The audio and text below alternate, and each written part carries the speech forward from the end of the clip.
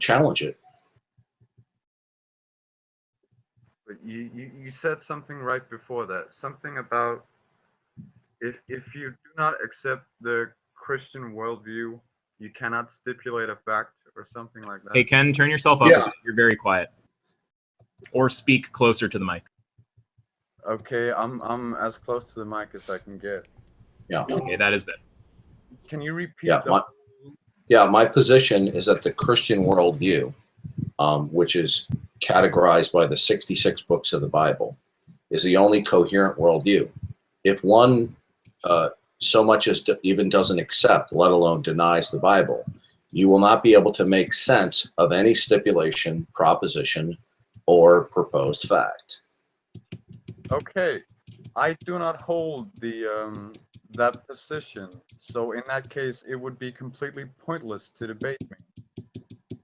Do you accept that the Christian God is actual? Fuck no. Okay. Are you an atheist? Yes. Okay. Do you deny the existence of God, or do you just have a lack of belief? I have a lack of belief. Okay. Do you lack belief in God because God is not rationally justified? I lack belief because there's no proof. There's no evidence. There's no way to demonstrate that he exists. Okay. Or she, or whatever. Okay, so you assert there's no evidence. Now, in the case that the Christian God exists, it's stipulated that he is the creator of all things. So the entire universe would be evidence for God under that worldview. But since you reject it, then your position would have to be that the entire universe is not evidence for God. Do you hold to that? Yes. Okay. Now, since you hold that the universe does not have its causal origin in the God of the Bible, what is the causal origin of the universe? I have no idea. If you do not know what the causal origin of the universe is, how do you rule out the Christian God as the causal origin? I have not ruled out the Christian origin or the Christian God as the causal origin of the universe. Yes, you have. I am not convinced that it's the case. No, now you're changing from a declaration to a state of mind. You said there is no evidence for the Christian God, which entails that the universe does not have its causal origin in God. So I'll simply ask you, does the universe have its causal origin in the God of the Bible? Okay, so I'll rephrase. I don't know. I cannot prove that he is not, but I can prove that he is. Is that better? Okay, since you do not know what the causal origin of the universe is, nor can you rule out that the universe has its causal origin in the God of the Bible, then how can you say there's no evidence for God? Because in the case that the Christian God exists, then the universe would in fact be evidence for God. When you say the universe is not evidence for God, you have ruled out the Christian God as its causal origin. But you just told me that you do not know what the causal origin is. So on what basis do you rule out the God of the Bible being the causal origin? I don't rule it out. You did. You said there's no evidence for God. Therefore, if there's no evidence for God, then the universe does not have its causal origin in God. Whoa, whoa, whoa, no. That's not the same at all. Just because there's no evidence for it doesn't mean that it doesn't exist. Is the universe evidence for God? I don't know. If you don't know, then how do you know it's not evidence? Oh my God. How do you know it is? He just said he didn't know. Like, well, if you don't know, well, sir, the burden of proof is on anybody who makes a stipulation, assertion, or predication. I'll be more than happy to defend the Christian worldview. Okay. Now, my question was to get him to account for his statement. Okay, let him talk. Let him talk. Let him talk. Yeah. Well, he's breaking up. I think they're saying to let you talk, actually, Darth. All right, whose turn is it? We can all take turns. Just go ahead. Okay. If you state the universe is not evidence for God, that is not the same thing as verbalizing your mental state that you are unaware of evidence.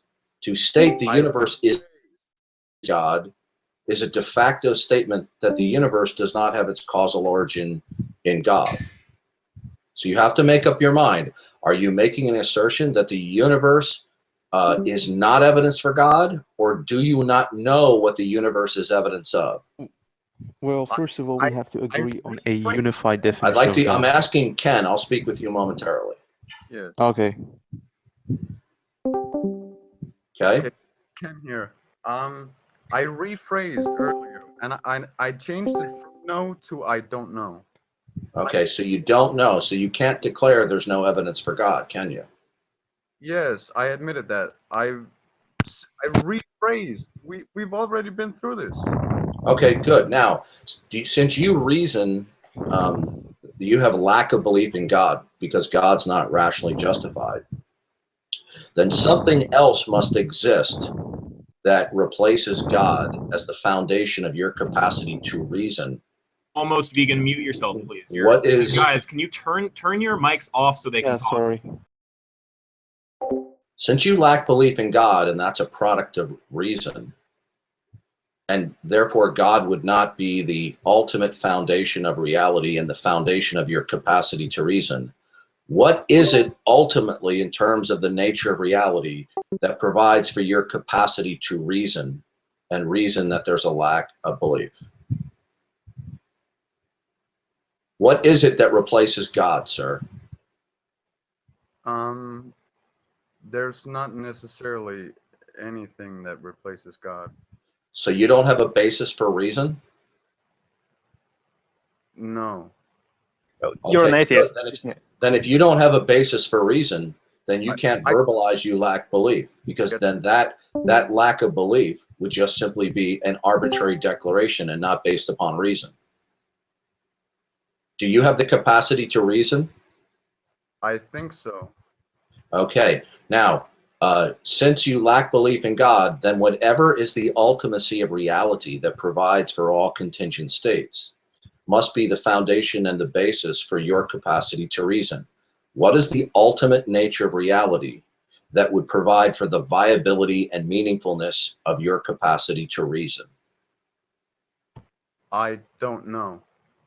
Well, then you don't have a basis that for reason, then, do you? Then you should have a lack of belief in your reason, then. Before we even started this debate, I stated that since I am not a fundamentalist evangelical Christian or whatever, debating me would be pointless. No, it's not pointless because you're an atheist. Now, why do you believe you can reason when you don't have a rational justification? You should have a lack of belief in your capacity to reason because you do not know if there is any ultimate foundation for reason. So you should have a lack of belief, not only in the ultimacy of reality, which you say you don't know, therefore you don't have an ultimate basis for reason. So you are violating your own principle that you have lack of belief in the absence of rational justification. Since you don't have rational justification for the foundation of reason, you should lack belief in your capacity to reason. Why do you violate your own principle? How do you know God is the ultimacy of your reality? I'll get to you momentarily. I'd like Ken to answer the question.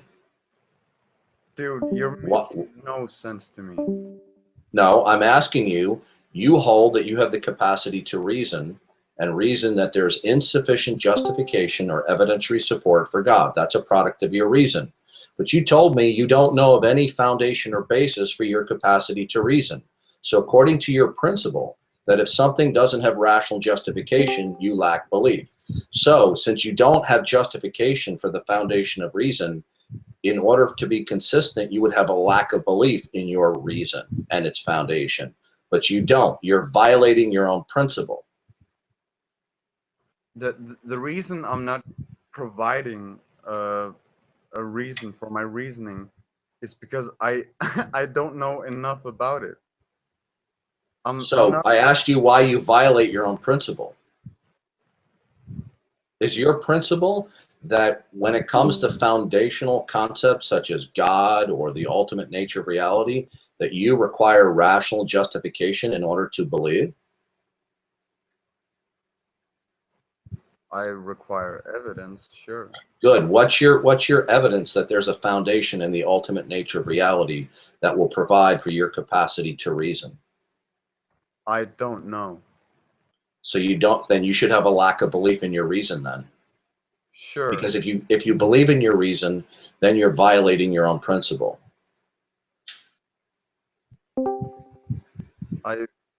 What? I'm not getting any of this. You're violating your own principle. If God is defined as the ultimacy of reality that provides for all contingency, but you lack belief in God because God is not rationally justified, then something else exists ultimately that is not God, that actually provides for your capacity to reason. But you told me you know of no foundation that provides for your capacity to reason. So you don't have a justification for your this reason. actually reminds So me in order for you to be consistent, you should have lack of belief in it.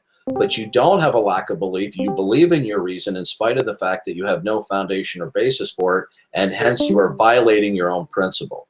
Fine, I'll play the Matt Dillahunty card. I believe in my reasoning because of its continued ability to produce effective results. How do you know your reasoning is basically reliable? Because it continues to produce effective Did results. you use your reasoning to determine your reasoning was basically reliable? I'm circle jerking just like you. How did I circle jerk, sir? You're using God to as evidence or justification that there is a God. Did you hear Shut up. You're doing the same thing I'm did you hear my defense for God? Your Repeat defense that. for God is indefenseless. Did you hear my defense for God, sir? No evidence for him. Sir, we've already gone full circle. When you say there's no evidence, that includes the universe. But you told me you don't know what the universe is evidence of, so you can't exclude God, can you, sir?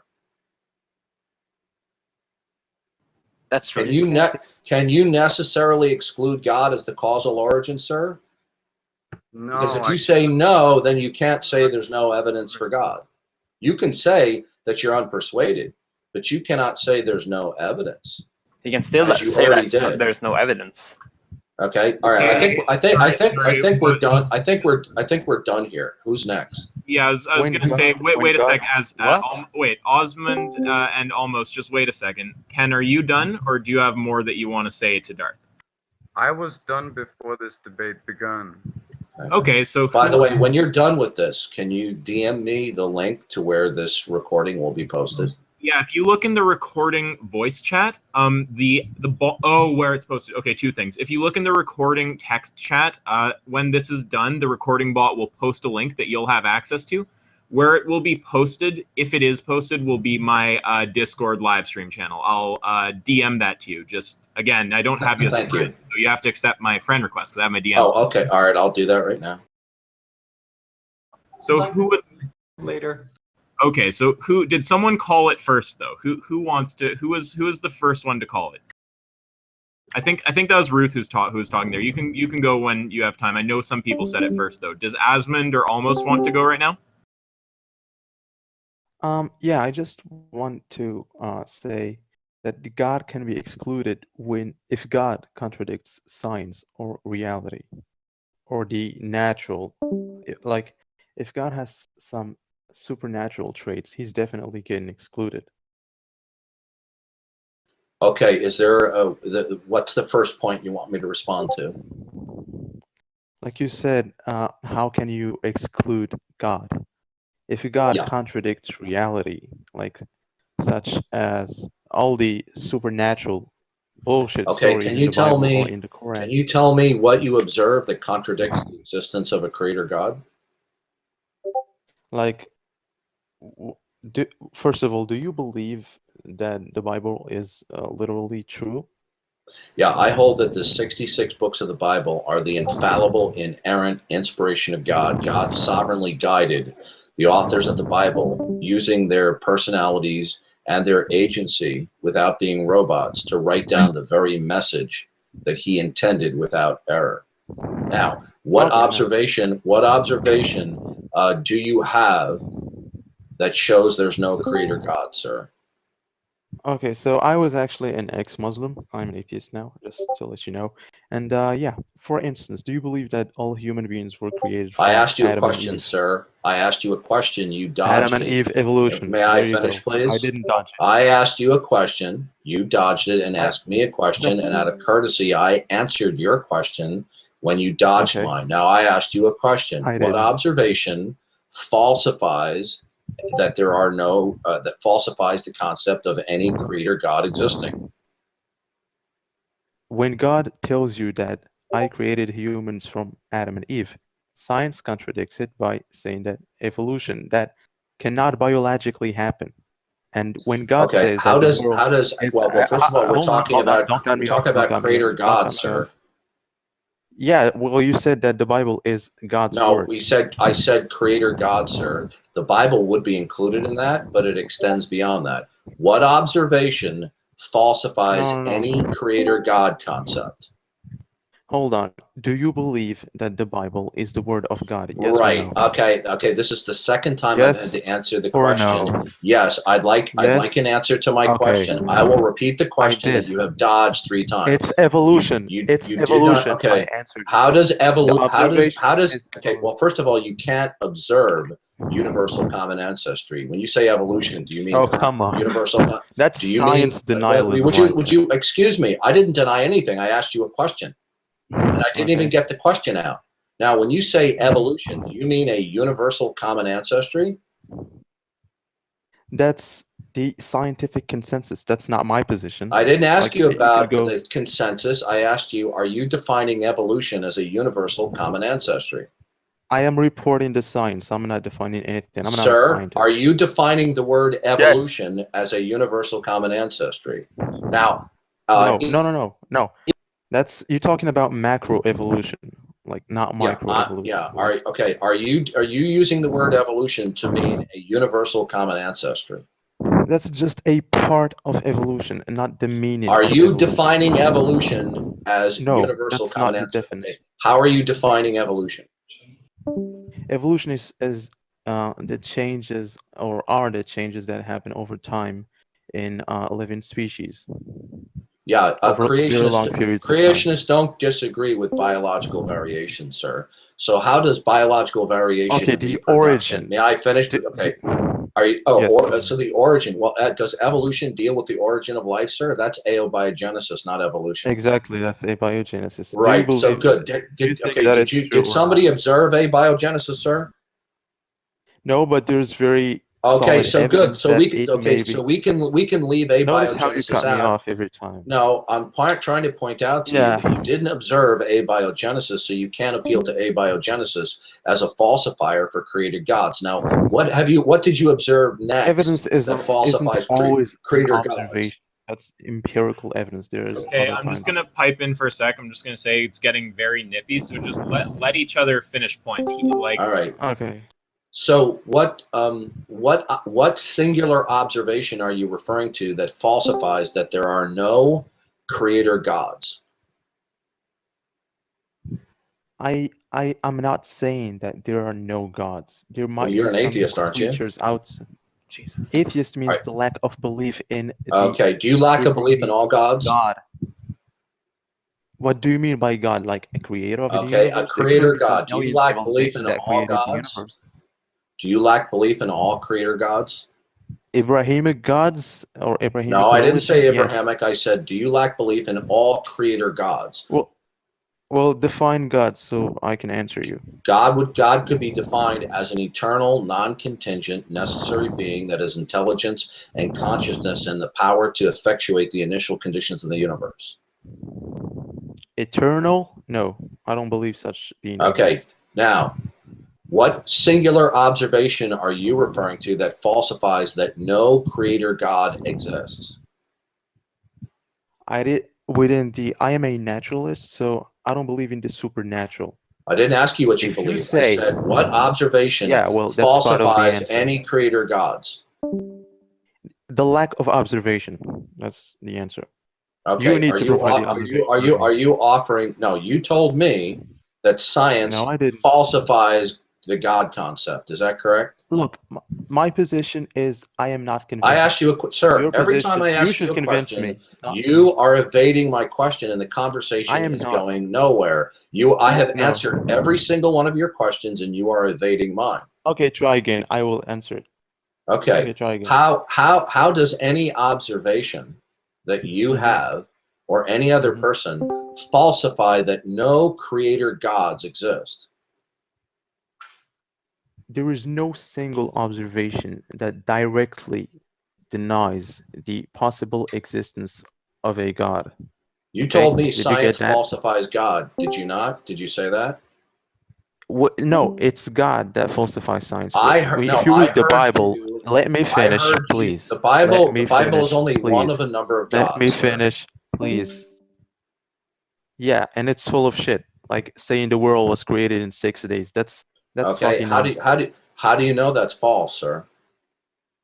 Okay, well, now it's getting into science denialism. Like you Yeah. just need to read some No, I basic asked you a physics. And question. the universe It's is not a science 13.8 denial, billion. sir. I'm not a science teacher, so I'm not going to answer those. You Yeah. can Well, just educate neither yourself am I. So we're on a or level going playing. online. There's a lot of peer-reviewed papers and Right. Now, sir, resources you're online. changing the topic. Educate You're yourself. moving the goalpost. You are No, moving the like when you goalpost. deny We were science, I'm not discussing, even talking. okay, listen, to the moderator of the room, this is going nowhere. He is talking past me. Yeah. I have When answered you every deny single one of his science and questions. reality, You're it's over going nowhere. talking me. You are over talking No, me. you are. Almost. It's Now, not fair to. I have answered every single one of your questions, and every No, you time I cut me ask off, you a dude. Come question, on. you are completely evasive. So we're going to have to move on cut because me you off. don't know how to have a conversation. So we need to move on to somebody else. You deny science, we need to move on, sir. Okay, one sec. Yeah, One sir, sec. that's a cliche. Science denialism. Darth, I one can't sec. deal Let me with that. talk. It's the server owner talking right now. Okay, almost. Yeah. He is putting a question to you, so you should answer his question or asking him a question. That is the kind of fair way to proceed. So, Darth, I put your believe question to him. Almost vegan. I'm sorry. What observation or set of observation necessarily falsify all creator God concepts? There is none. Good. Well, you contradicted Okay. yourself because you said science No.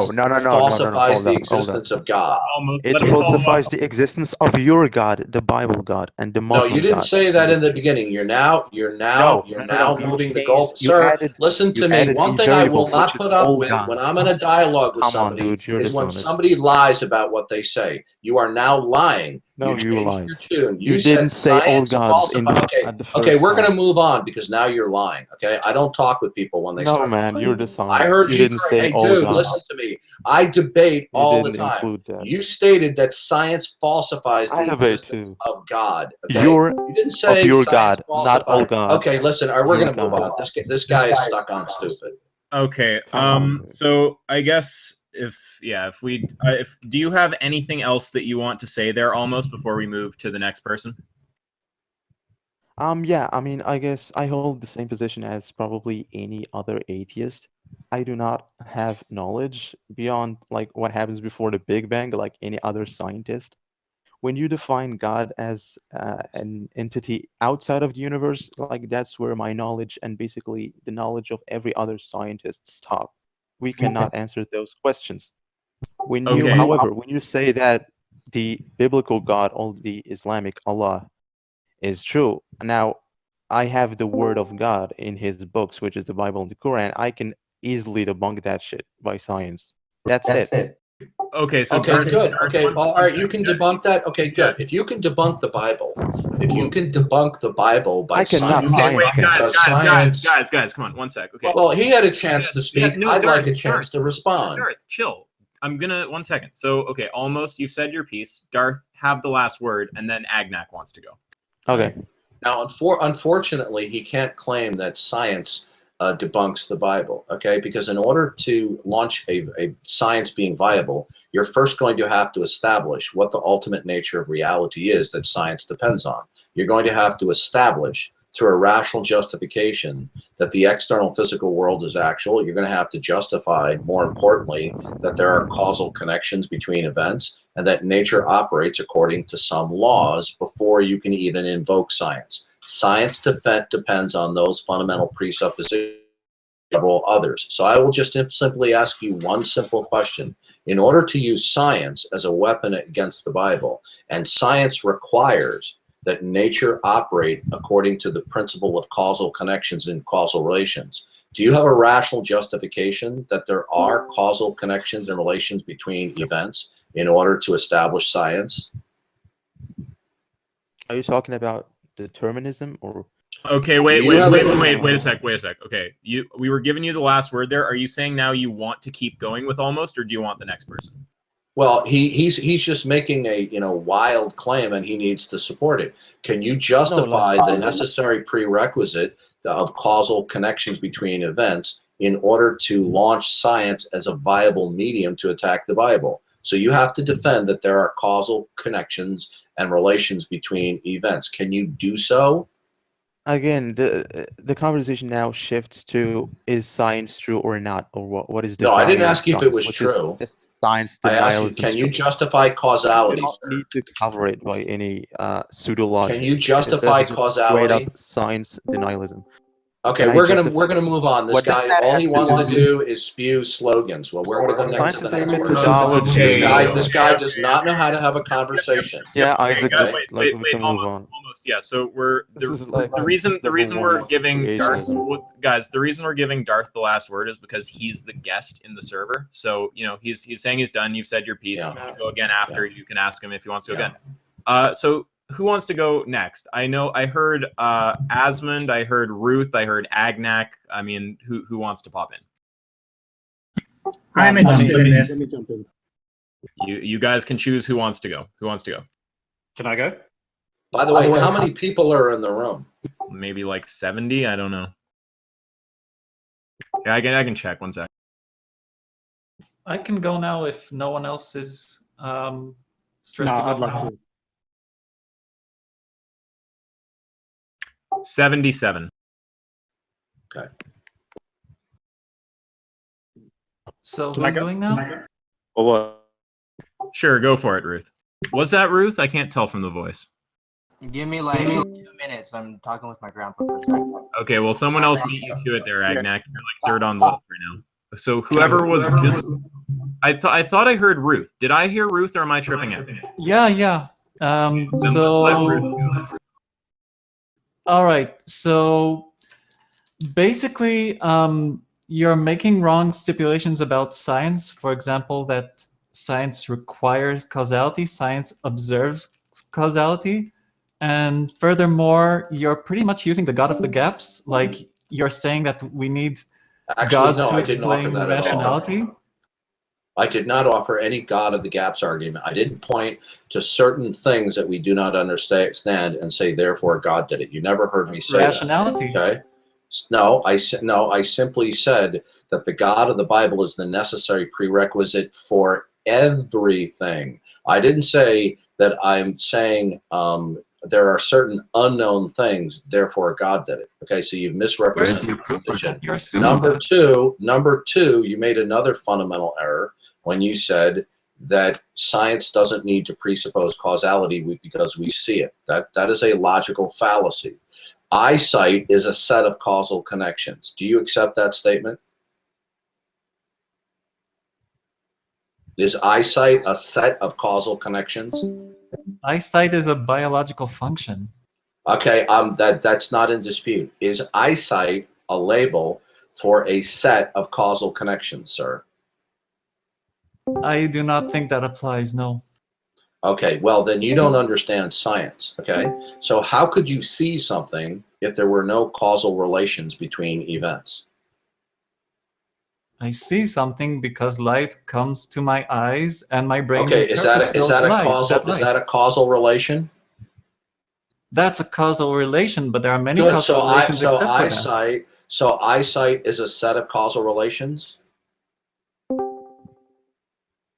If you want to define it like that, sure. No, it's not if. It is defined that way. Eyesight is defined as a set of causal relations. Do you accept that?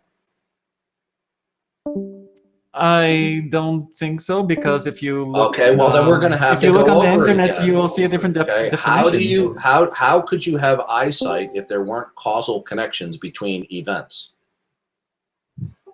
That's not saying the same thing that you said. Okay, sir, There you're is not, a- listen, this is going right over your head. Okay, eyesight and all other sense perceptions are labels for a variety of sets of causal relations and connections. One cannot invoke eyesight without presupposing that eyesight is a set of causal connections. Okay, this is 101 philosophy of science. You could not see anything if there were not causal relations. Now, is eyesight the emittance of photons from a source, such as the sun, traveling through space-time, passing through your cornea and your lens, striking your optic nerve, your retina, and producing an electrical signal that travels up your optic nerve where it is neurologically processed? Is that what eyesight is? Yes. Good. Did I just describe to you a set of causal connections? Yes, you described the causal Okay, connections. good. But So when you appeal, when you try to justify that there are causal connections by invoking eyesight, causal connections have to exist first before you can invoke eyesight and then say eyesight, therefore causal connections. So you are committing the fallacy of begging the question. eyesight is explained through causality. That doesn't mean Okay, that eyesight you itself cannot is appeal. causality. Okay, do you know what begging the question is? Begging the question is where you presuppose the conclusion in any of your premises and then say, therefore, the conclusion. When you invoke eyesight, it presupposes causality, and then you say, eyesight, therefore causality. So all you are simply saying is causal connections, therefore causal connections. That is a fallacious argument, sir. Can I please finish my sentence before you Do stop you me under, this time? Well, yeah, I'd like you to finish, but do you understand that you've committed a logical fallacy? No, I don't, because you are mixing It's up begging the eyesight. question. You're not letting me finish the sentence. This is amazing. I've just Eyesight- explained to you how you've committed a logical fallacy by presupposing causal connections in the label eyesight and then saying, therefore, causal connections. That is a logical fallacy. Please let me finish this sentence, okay? You explain eyesight using causality. That doesn't mean that eyesight itself is causality. You understand my sentence? No, you can't have eyesight without causal connection, sir. Fine, you can't have eyesight without causal connection. Right, you That have doesn't to mean that eyesight establish. itself is causal. You have to. connection. Okay, all right. Listen, we're going to have to move on because you're not even understanding two fundamental things. You're not understanding a fundamental issue of the relationship between the causal principle and the nature of eyesight. And number two, you're not understanding a very common fallacy called begging the question. You are committing the fallacy of begging the question by presupposing your conclusion of causality in the premise when you invoke eyesight. Okay? Now, I've explained this 3 times to you. What I have said is completely uncontroversial and it is ironclad. I am not presupposing any question. I am explaining to you that we use You are causality presupposing to explain causality. eyesight. You are presupposing causality when you invoke eyesight, are you not? I'm using eyesight to I'm using Are you? causality You're to not explain answering my question. You are presupposing causality when you invoke eyesight. All right, fine, yes. Good. When you presuppose the conclusion causality in the premise, which is eyesight, that is the fallacy of begging the question. Now, that's the 4th time I've explained it to you. So how do you account for causality without appealing to a fallacy such as begging the question? You're going to have to appeal to something other than sense perception, because any appeal to sense perception is the fallacy of begging the question. So how do you justify that there are causal connections as the fundamental presupposition of science? It's what we have the best evidence for. Yeah, that's a non-answer, sir. That's a cliche. Evidence Why is that required. a Listen to non-answer? me. Do you understand that evidence requires that there be causal connections? Do you understand that? Why would Without you assume that causal, there are not causal connections? without causal connections and relations. Well, I'm not assuming that. You see, in the Christian worldview, the God of the Bible has revealed that he instituted causality and causal connections. But since you do not accept that, I'm not going to grant to you, when you try to invoke science, that the pillars of science, such as causality or the causal principle, is a given. You're going to have to establish that from within your worldview. And so far, you have not offered a rational justification that doesn't beg the question for causal connections. And without justifying causal connections, you cannot launch science as a viable concept. Now, do you have any other rational justification for causality? Wait, before that, I want to say that where is your evidence that that just because the Bible said it, that God created causality? I'll be glad to address that question. I'm awaiting my answer to my question. You are doing the same thing that the gentleman did before. I have been more than gracious to answer your questions, and you are evading me. Do you have a rational justification for that there are causal connections between events so that you can establish at least one of the many prerequisites of science? I have only observations. No, that's a fallacy, sir. So you're telling me all you have is a fallacious begging the question, which means Well, you reading the Bible and seeing that it says that there's God. I'll be glad to God is discuss the also an Bible observation. momentarily. What you have just conceded to is that you have no justification for causality, because when you say, I only have invoking eyesight, then you are admitting that your only basis for establishing causality is begging the question. So since you're only appealing to a fallacy, it means that you have no rational justification for causality, sir. Even if I have rational justification, if I have no rational justification, how does that justify your position? Okay, without a stat. Well, the issue that we were discussing was that Let's you say for the stated to sake of me, discussion, I'd like to finish answering. You stated to me that science does not need causality or the uniformity of nature. You directly stated that.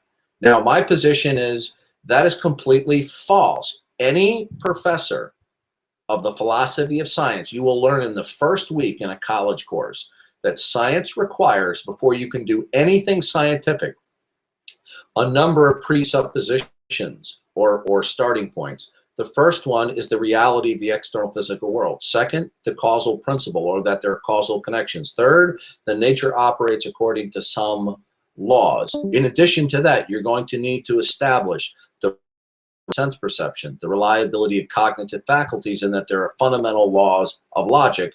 And there are several other presuppositions, which I won't get into at the moment. But you have not established that there is causality. You said the only thing you have is a begging the question line of reasoning. So you have no justification for causality. And in the absence of justifying causality, you have no viable model for science. All right, let's say that I agree with you for the sake of discussion, so we can move on to the next point. Sure. All right, so now your basis for saying that the Bible says that God created causality, but the only way you know that is by observing the Bible and reading what it says there. So how do you know that you have any more basis than I do? Why? Because the only way to know anything in my model of reality are through the revelatory acts of God, which include natural revelation and special revelation. Natural revelation includes the very substrata of existence, down to molecules, etc., chemistry, physics, causality, etc. That these are all natural revelation of God, including God has ordained the basic reliability of human sense perception insofar as we don't have defective eyes or ears or brains. And God has also ordained that we have a basic reliability in cognition, and that we're made in his image, and we think at a fundamental level according to the laws of logic, which reflect his mind and his character. That's how I know it. All right, let me first ask you a question. Can we just decide whether right now we are talking about a specific type of Christian God, or just a conscious God, or what kind of God? I'm talking only about the Christian God.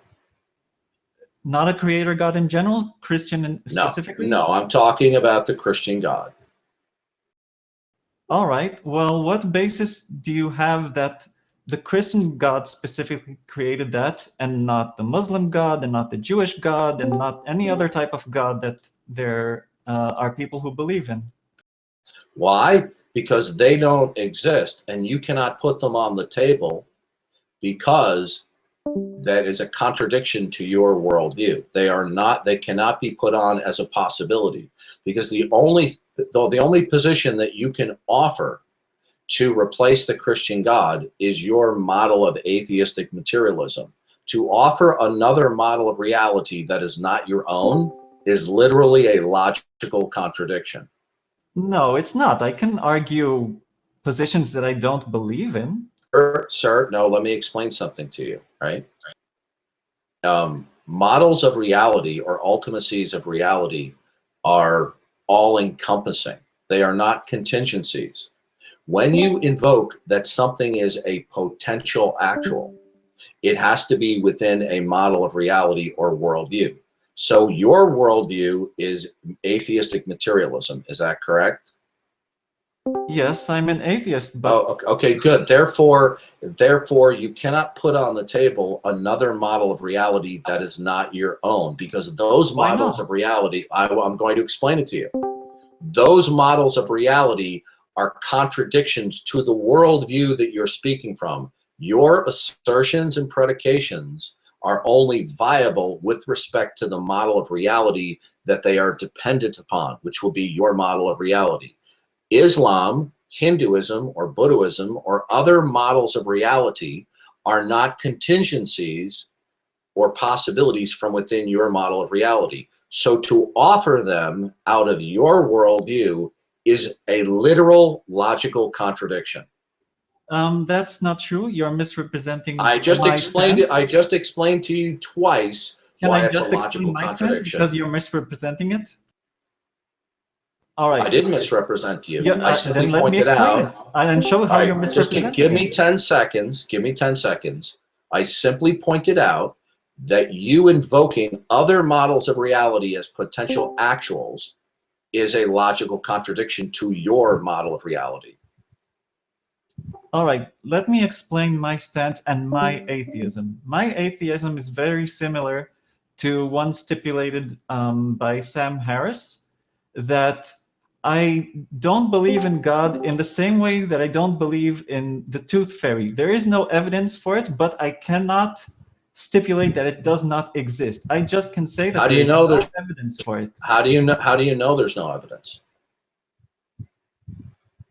Because none has been presented. What's the causal origin of the universe, sir?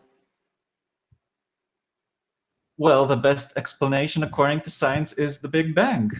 Right, so that's it. That's called abduction.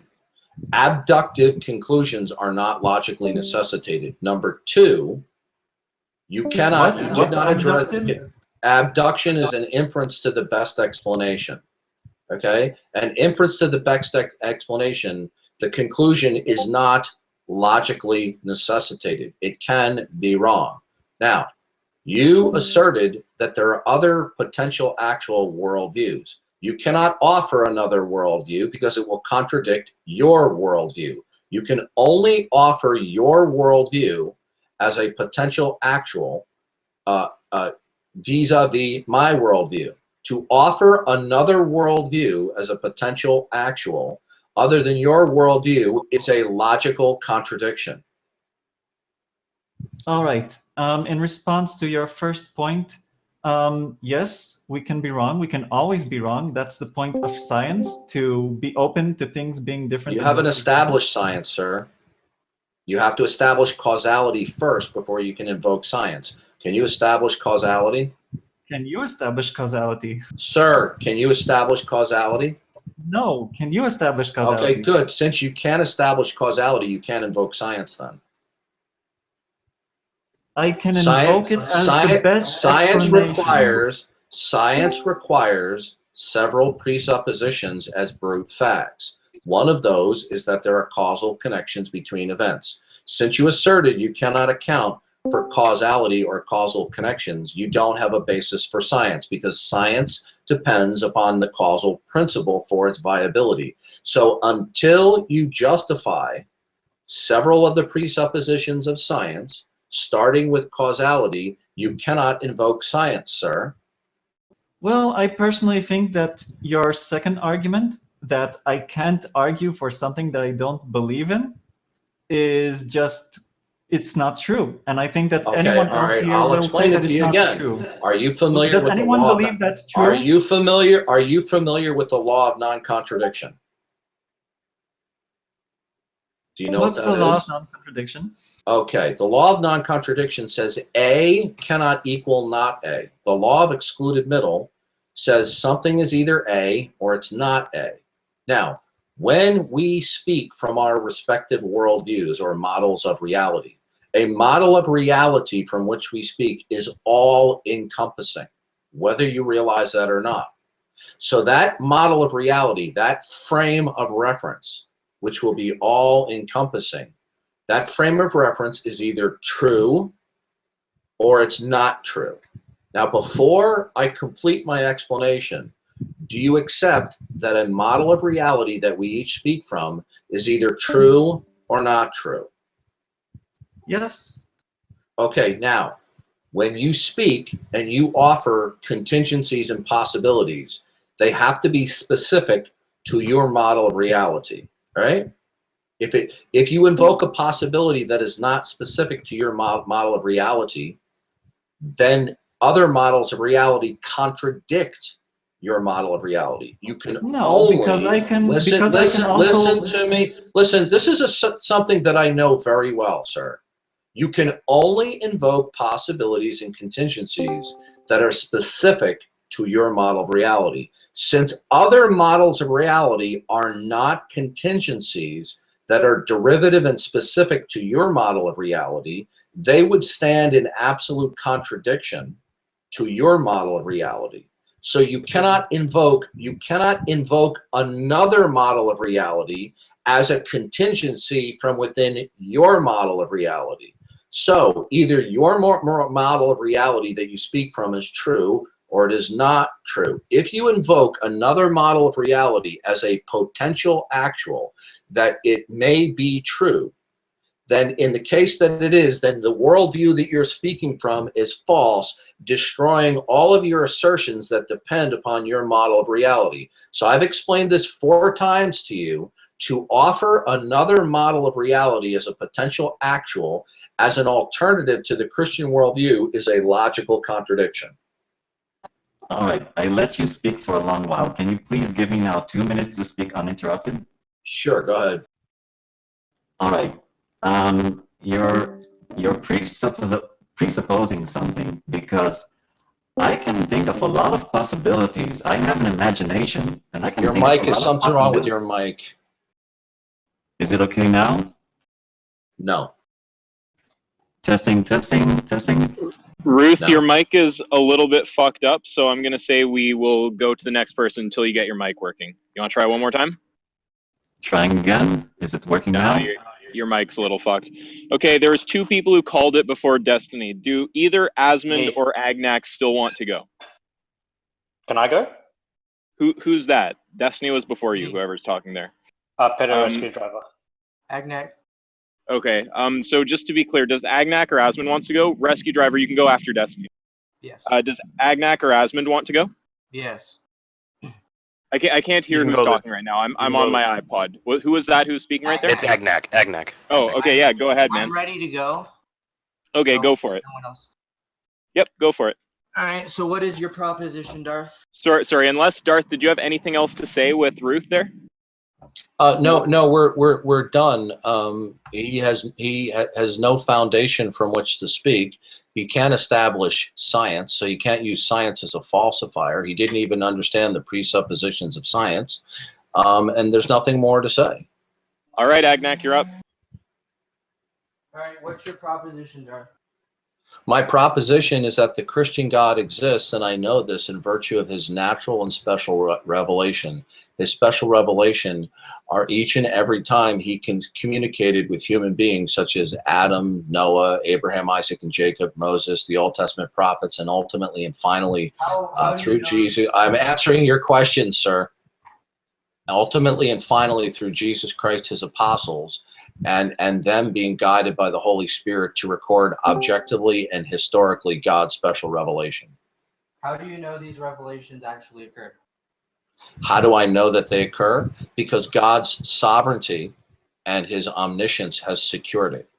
And the God's revelation being the ultimate and final authority is self-attesting and self-authenticating. How do you know God's revelation is self-attesting and whatever the fuck you just said? Right, because everyone who holds to an ultimate authority considers their ultimate authority self-authenticating. It would be a logical incoherency. How do you know God is listen, if you keep on interrupting me in the midst of answering, I'll just move on to somebody else. Everyone who holds to the concept of an ultimate authority when they make stipulations would have to hold to that in principle. It would be philosophically devastating for you to deny that one's ultimate authority verifies itself. How do you know that? How do I know that? Because if I'm going to explain to you that it would be a violation of logic to say that the ultimate authority is verified by an independent source would mean that it is not the ultimate authority and hence a logical contradiction. So the ultimate authority would by definition have to verify and authenticate itself. Do you reject that in principle? Repeat that. Do you reject in principle that one's ultimate authority would need to authenticate and verify itself, because to appeal to an independent source would be a logical contradiction? Do you reject that in principle? I don't know. Okay, what's your worldview since I told you mine? Mine is the atheist worldview. Okay, do you deny the existence of God, or do you lack belief in God? I lack belief in God. Okay, do you lack belief in God because God is not rationally justified? I lack belief in God because I don't have any reason. Okay, listen, dude, you got to get closer to your microphone. It sounds like you're halfway across the gymnasium. I do not believe in God because I don't have any reason to believe in God. Okay, is that your principled criterion? Sure. Okay, so, and now would you agree that God would be defined as the ultimacy of reality were he to exist? I have no idea. So if God is the creator and sustainer of all things, he would be defined as the ultimacy of existence. Since you lack belief in God, there must be something else that exists that provides for your capacity to think and reason. Since you lack belief in God, what is it that ultimately exists that provides for your reason? We all have base axioms that we all assume. How do you know that? How do you know that we all start from unjustified axioms? I never said they were unjustified. I said we all Okay, have that's what an axiom is. Like, Is if you an want to axiom ask me, justified? how do I know I exist? I don't fucking know how I exist. Is an axiom justified, sir? How do you know universally that everybody starts from axioms as opposed that are okay? Okay. Now in the Christian worldview, we start. Okay, listen. Do you want to have a conversation, or you just want to talk over me like a punk? Go ahead. What's it going to be? Okay. Now you made a universal global declaration that we all start from axioms. Now, is that a de facto denial that we do not start from God-ordained mental states? I don't know. Okay, so then if you don't know, then you don't know that we all start from axioms, do you? I mean, you can regress me and put me in an infinite Do you regress. do you know that we all start from axioms? I don't. I mean, I think we do, but maybe not. Oh, okay, so now you're changing your tune. You just told me we did. Now you say you don't know. Which is it? Well, we can't really truly know anything, can we? Oh, okay, good. You just contradicted yourself. Do you know that? Sure. Oh, do you know that? You What just if I said we said can't this? truly know anything. When you said we can't truly know anything, is that a knowledge claim?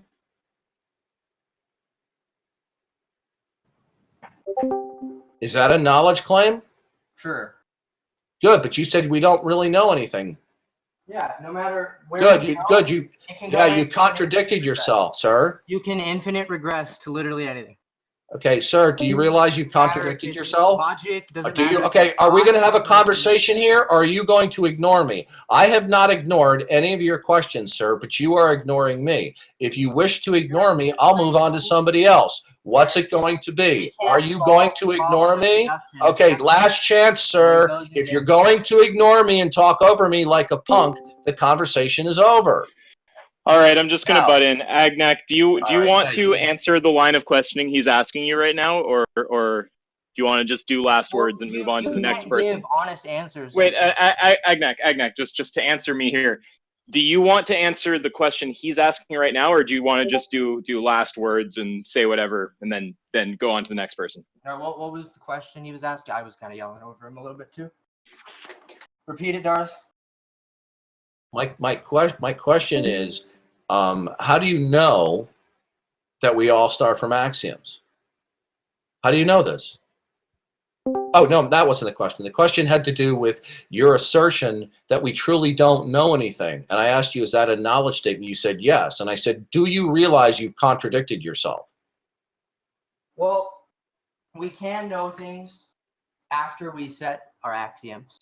Like, No, you just told me you truly can't know anything. So yeah, now you you're can't contradicting deduce yourself anything again. outside of our epistemology. Well, you just contradicted yourself again. Which contradiction do you want to go with?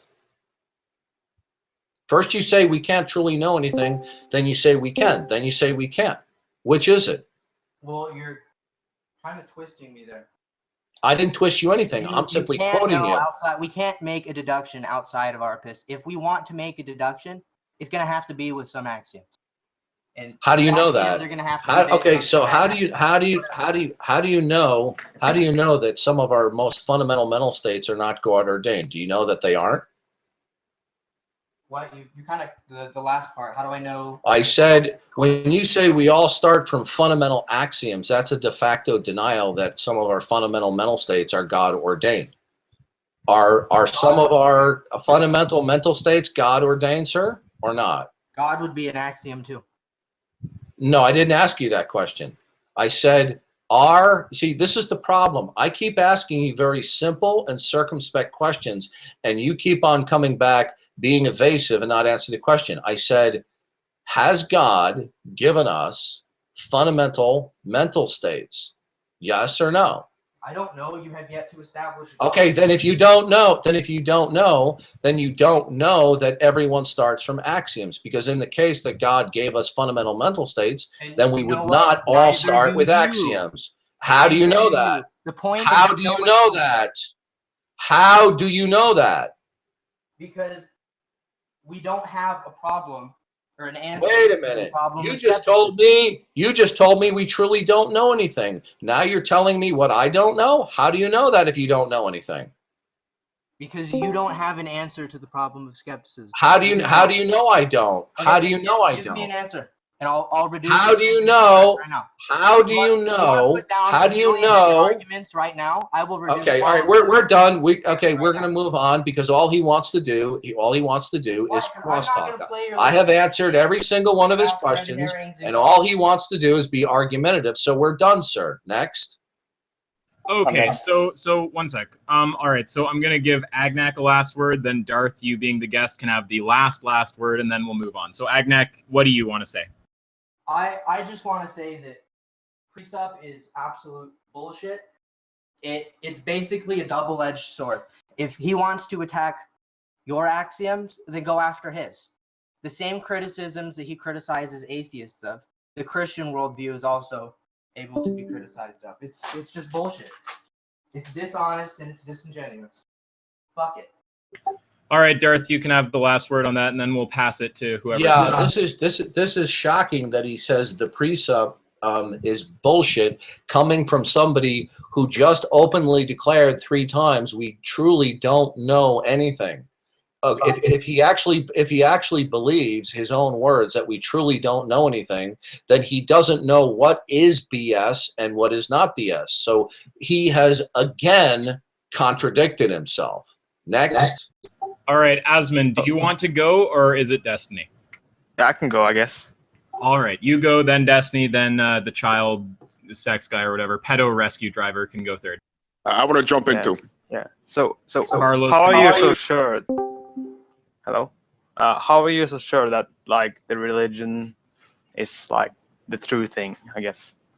Why? Because God has objectively and accurately revealed it in natural and special revelation, and the denial of which leads to complete absurdity. But how? I mean, there's no science behind that, is it? Like, it's just you're basing your Sir, I'm not an empiricist, are you? Do you know what empiricism is? Empiricism is the position that the only way to know things is through sense perception. Is that your position about science?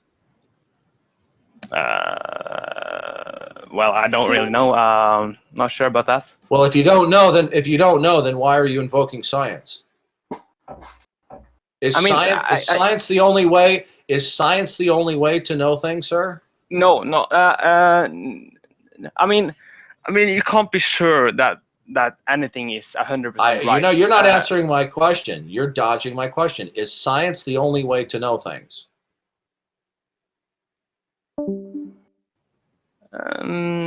Not necessarily, maybe. No. Okay, good. Well, my position is that the only reason why we can and do know things are through God's revelatory acts, both in natural and special revelation. If you do not accept God's revelation, then you're going to tell me you're over talking me, sir. I'm sorry. Okay, I'll be done momentarily.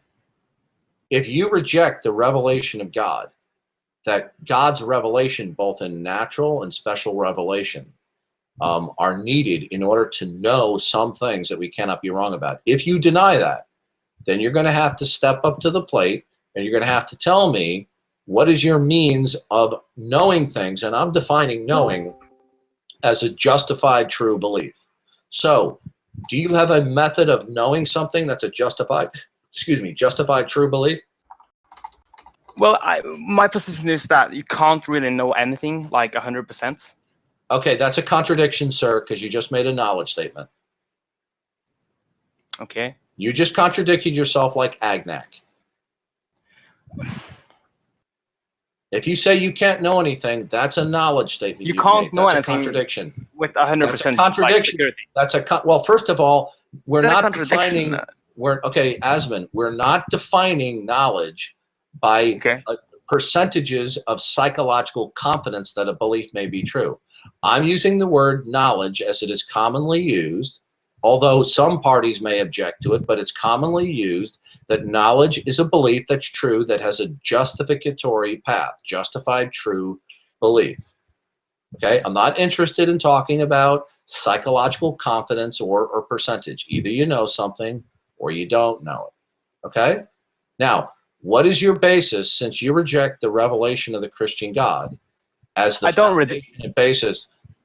Well, either you accept it or you don't. No, I don't like. I'm not going to say I'm going to reject that God exists. I'm just saying that we don't know. That's the thing. Like, how can you be I didn't say a generic God. I said the revelation of the Christian God. Do you accept the revelation of the Christian God? No, I don't accept that because I'm not sure. Like, okay, good. Then what's your basis to know anything, sir?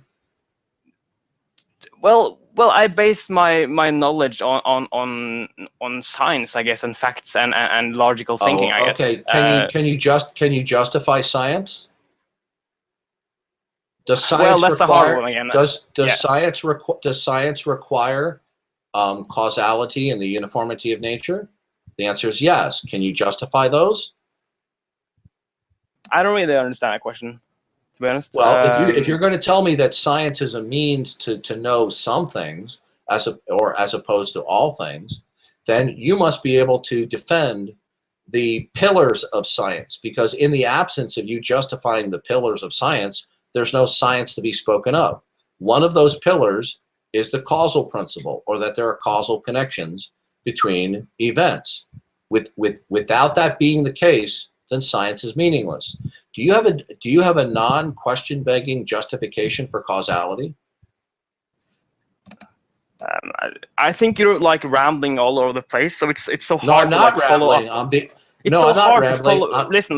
Well, It's so hard to follow. Well, then you up shouldn't what join you're into a saying. debate, sir, if you can't understand what I just said. Well, I mean, if you do it more basic, I mean, I just don't understand again how you. Okay. Do you understand the concept of causality? Can you justify? No, can I explain that? I'm Norwegian, so I don't understand all the English words, but I'm trying. Okay. Okay. Can you justify causality? Can you explain causality to me?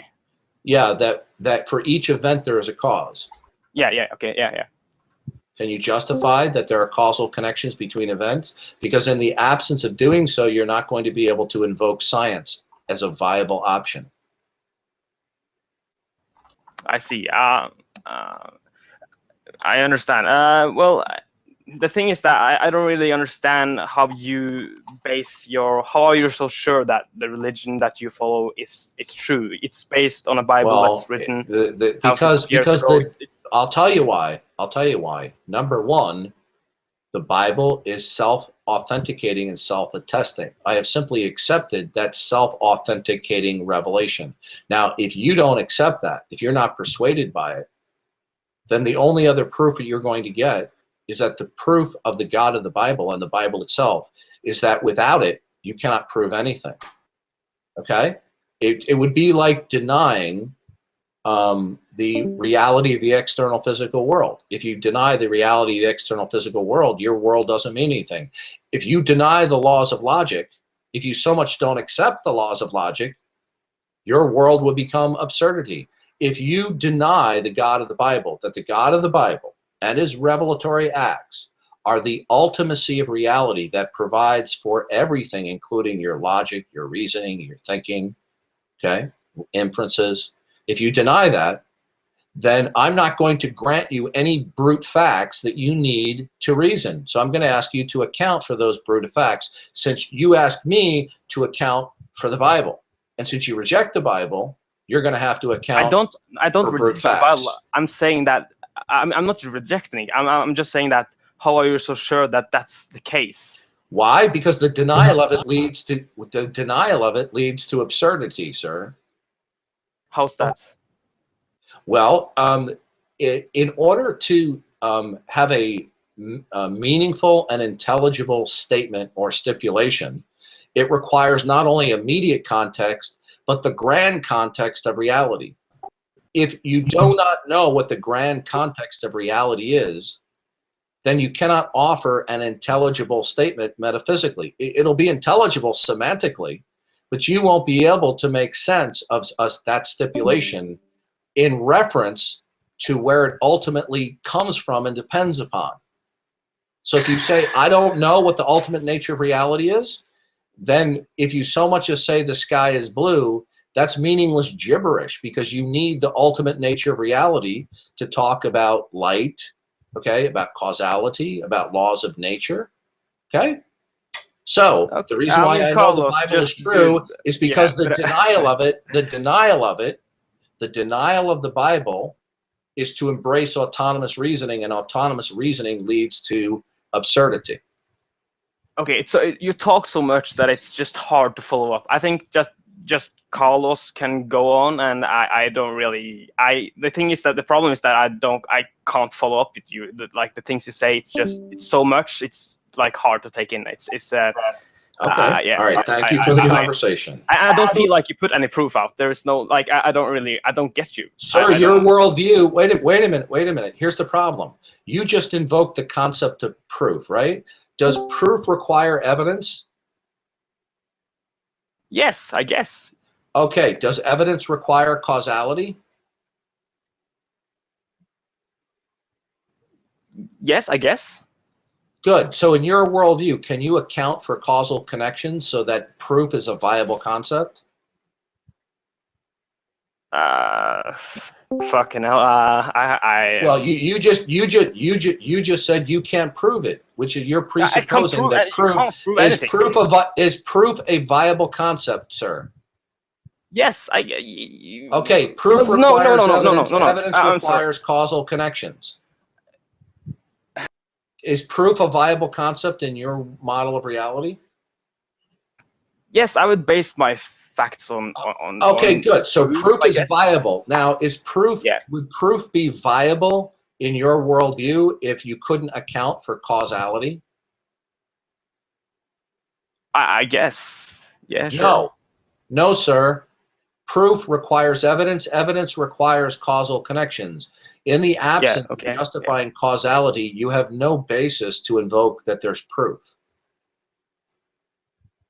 Well, I'm not saying that anything is wrong or right. I'm just saying, how are you so sure that the Bible is right? Well, I explained that's to the you. thing, I guess, I explained to you. But your explanation doesn't really make any sense to me. That's the problem.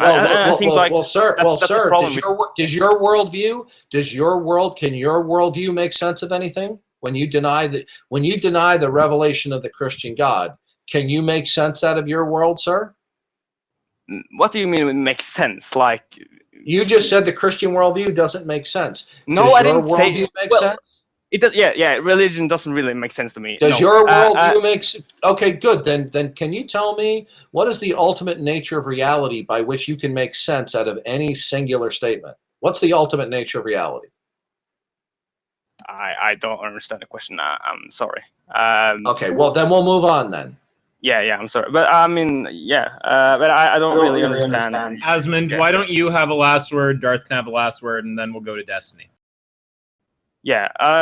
So the thing here is that I feel like it's weird that you base your like proof or basis based on a book and all that, I guess, and I feel like it's just rubbish, I guess.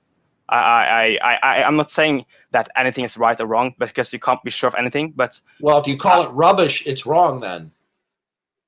Yeah, well, I mean, not necessarily wrong, but it feels like there's no science behind it. So I would say that you just contradicted yourself. You have no basis for science.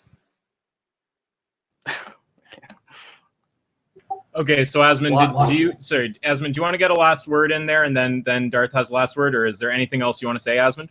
Nah, I'm fine, dude. I just Okay, Darth, you want a last word before we go on?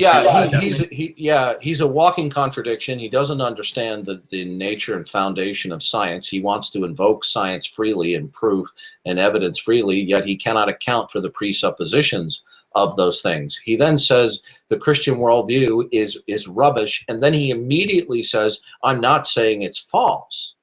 Well, if you say silly. Sir, his last word. Listen, you're a walking contradiction, and there's nothing else need to be said. When you contradict yourself, you're over. Okay. Thanks. All right, so let's move on then. Destiny, you want to go? Yeah. Can I? Oh, fuck. Hey, all right, put out your go for it. All right, cool. I just have a question. Can you tell me how you perceive the revelation of God? What do you mean by perceive? You mean with my eyes? Sure. Which sense do you use to perceive the revelation of God? I use my eyes, and I can use my hearing if somebody's reading the Word of God. Can you tell me how you can trust your eyes or your hearing, Darth? Yeah, because God has revealed in natural and special revelation that I have basically reliable sense perception. He has ordained that I don't question the basic reliability of my sense perception. Okay, when I ask a question, can you just give me one answer? Please don't continue to talk on. So you told me things that God does. I'll give you the answer. I will give you the answer that I see.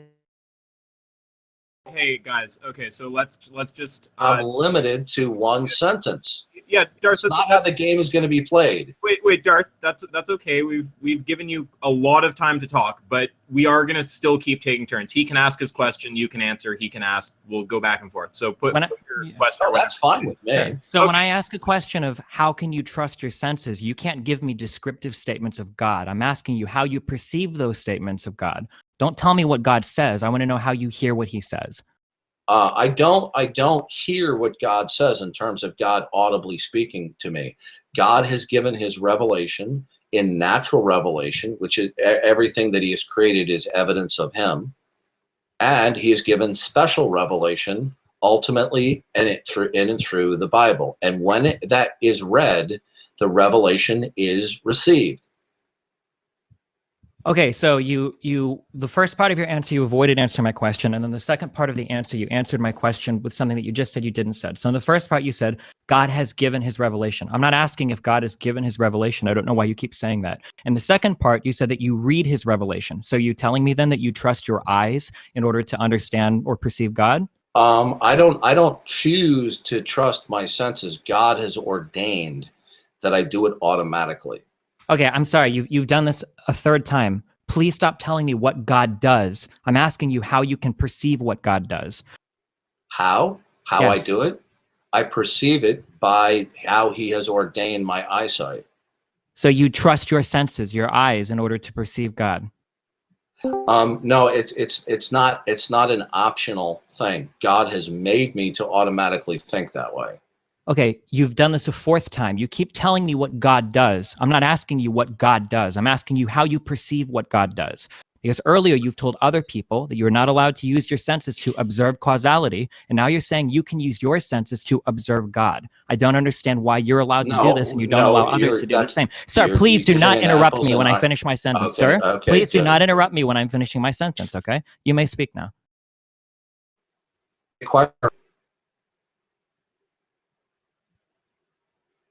Well, I'm sorry, I didn't hear anything you just said. Can you repeat that? is that going to be a running commentary or is there going to be a question? I will continue to ask you not to interrupt me. Yes. So what I'm asking you again, if you didn't hear it for the fifth time, I'm asking you, how can you don't tell me what God does. I want you to tell me how you can perceive what God does. So don't say that God has ordained you or God has done something. This sentence should start with, I can perceive God using this sense, or how can you perceive what God says? Just to be fair to Darth, you did actually cut out on that last one, Destiny. But yeah, go ahead. Okay, sorry. Yeah, I can sit there and open up the Bible and read God's revelation. So you do trust your eyes then? When I look out at the sun, the moon, and the stars, the heavens declare the glory of God, and I see his handiwork. It's just self-evident. Well, I see logic, and I see the laws of identity and causality. It's self-evident to me as well. Okay. How do you see a universal, absolute, abstract? With my eyes, the same way you do. Okay. Well, first of all, you only see a part, not the whole. Is that correct? No, I see the whole. Okay. You see all entities? As much as you do, yes. No, that's an evasive answer. No, it's not an evasive answer, sir. Okay. The law of non-contradiction states that for all entities represented by A, they cannot equal its denial. Okay. Now, A is a placeholder for all entities. Have you observed that all entities that do exist can never coexist or equal their negation? As much as you can, yes. No, that's not an answer, sir. It was an answer. It's the answer I didn't make the claim that I could make universal observations. Now, can you make universal observations? As much as you can, yes.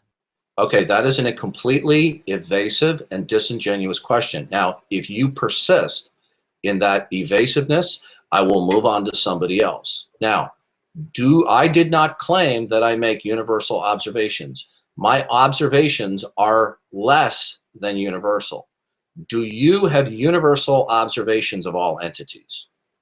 Okay, I'm going to answer no to this, and I'm going to ask you again. How can you perceive God, who you claim is a universal entity? I didn't say, well, first of all, I didn't claim that God was a universal entity. Did you hear me claim that? I heard you say that God is the absolute universal truth of which you build your foundation. No, on. I Is that didn't. I different? didn't say God was a universal entity. Did you hear me say that?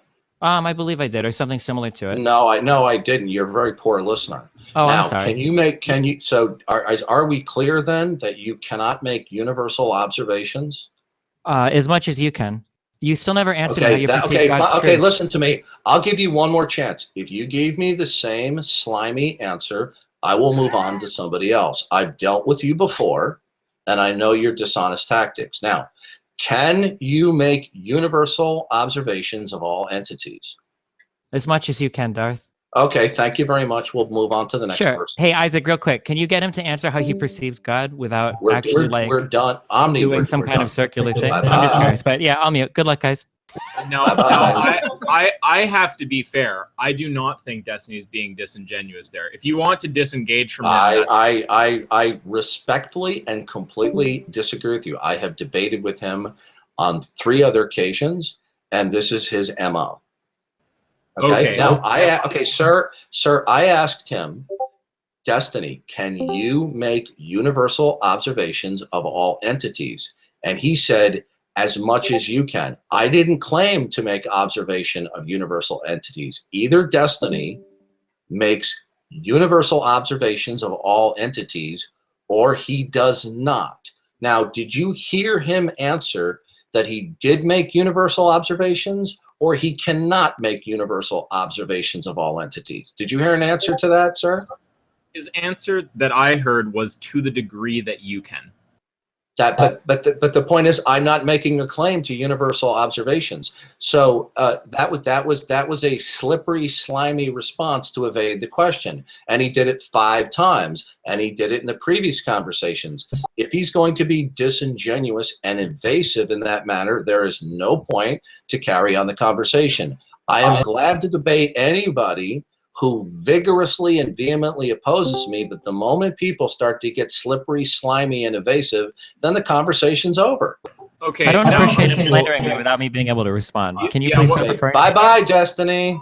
We're done, guys, bud. Wait, one sec. Well, sorry, Darth. To be fair, we're gonna do for Destiny what we did for everyone, and give him a last word, give you a last word. Oh, that's fine. That's fine. Yeah, but I was just gonna say though. Now I'm gonna propose this. You don't have to say yes to it. I think that the appropriate course to go down from here would be for you guys to clear up what exactly you're talking about with universal observations, what exactly is meant there, whether you're doing it, whether he's doing it, what that looks like. Do you think that's acceptable? He was already given that opportunity, and he refused 5 times, so we're done. Okay, yeah, Destiny, so I'll you get my can- last word, and then you yeah, give us take your last word. time, totally. Sure. So what Darth does is Darth is known as a presuppositionalist. What Darth will do is he will question how you can possibly justify your basic beliefs or your fundamental axioms that you build truth off of. Now, as humans, you literally cannot do this. It is impossible. Now, since you're not able to do that, and all of humanity recognizes that we can't do that, Darth will go ahead and make a fallacious claim that every single knowledge claim that you base off of an axiom is necessarily invalidated because the axiom itself is not justified, which is hilariously stupid because axioms are, by definition, unjustified.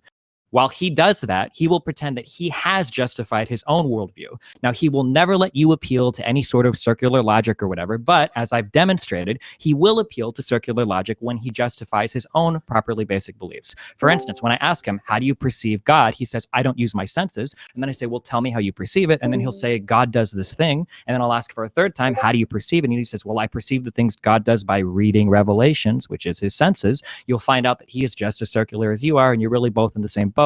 And this whole argument of epistemology is totally and completely wasted on him because he's being circular while pretending he's not, and then asking you to justify things that no human ever can justify. That's Darth's shtick, in case you didn't know about it. You want the last word there, Darth? Okay, yeah. When I debated Destiny the last time, I asked him why he had a lack of belief in God. I said, do you lack belief in God because God is not rationally justified? And he says, that's correct. I said, do you require a rational justification for belief in God as the ultimate? And he said, yes. And I said, since you lack belief in God, then something else must exist that is ultimate or the absolute that provides for the foundation of everything, including his reason. I said, do you violate your own principle, or do you have a rational justification for that which is ultimate? He answered in the affirmative. He said he did have a rational justification for that which is ultimate. And I said, is the ultimate matter, energy, causality, and laws of nature? And he said, absolutely yes. I said, what is your rational justification? Destiny then doubled and tripled down, saying that he could observe through his sense perception, causality, and laws of nature. When I explained to him that he was begging the question, he was presupposing causality inherent in sense perception, such as eyesight, which is a set of causal connections. He was begging the question. He wasn't appealing to epistemic circularity, but non-epistemic circularity. Okay. Then he realized, I'm not done yet. He then realized, I'll wrap it up.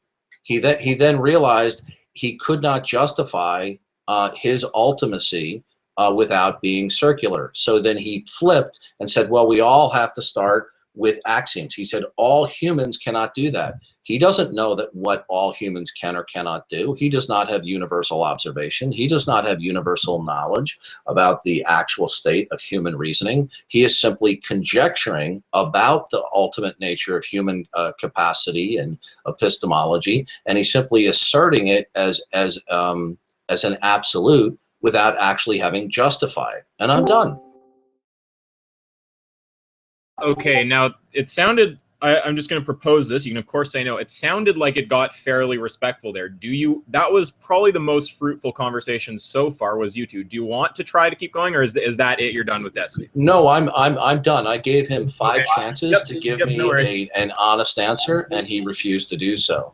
Okay, well, you're both in this server, so maybe there'll be a round 3 one day. Okay, who wants to go now? Well, if he can muster some intellectual honesty, maybe so.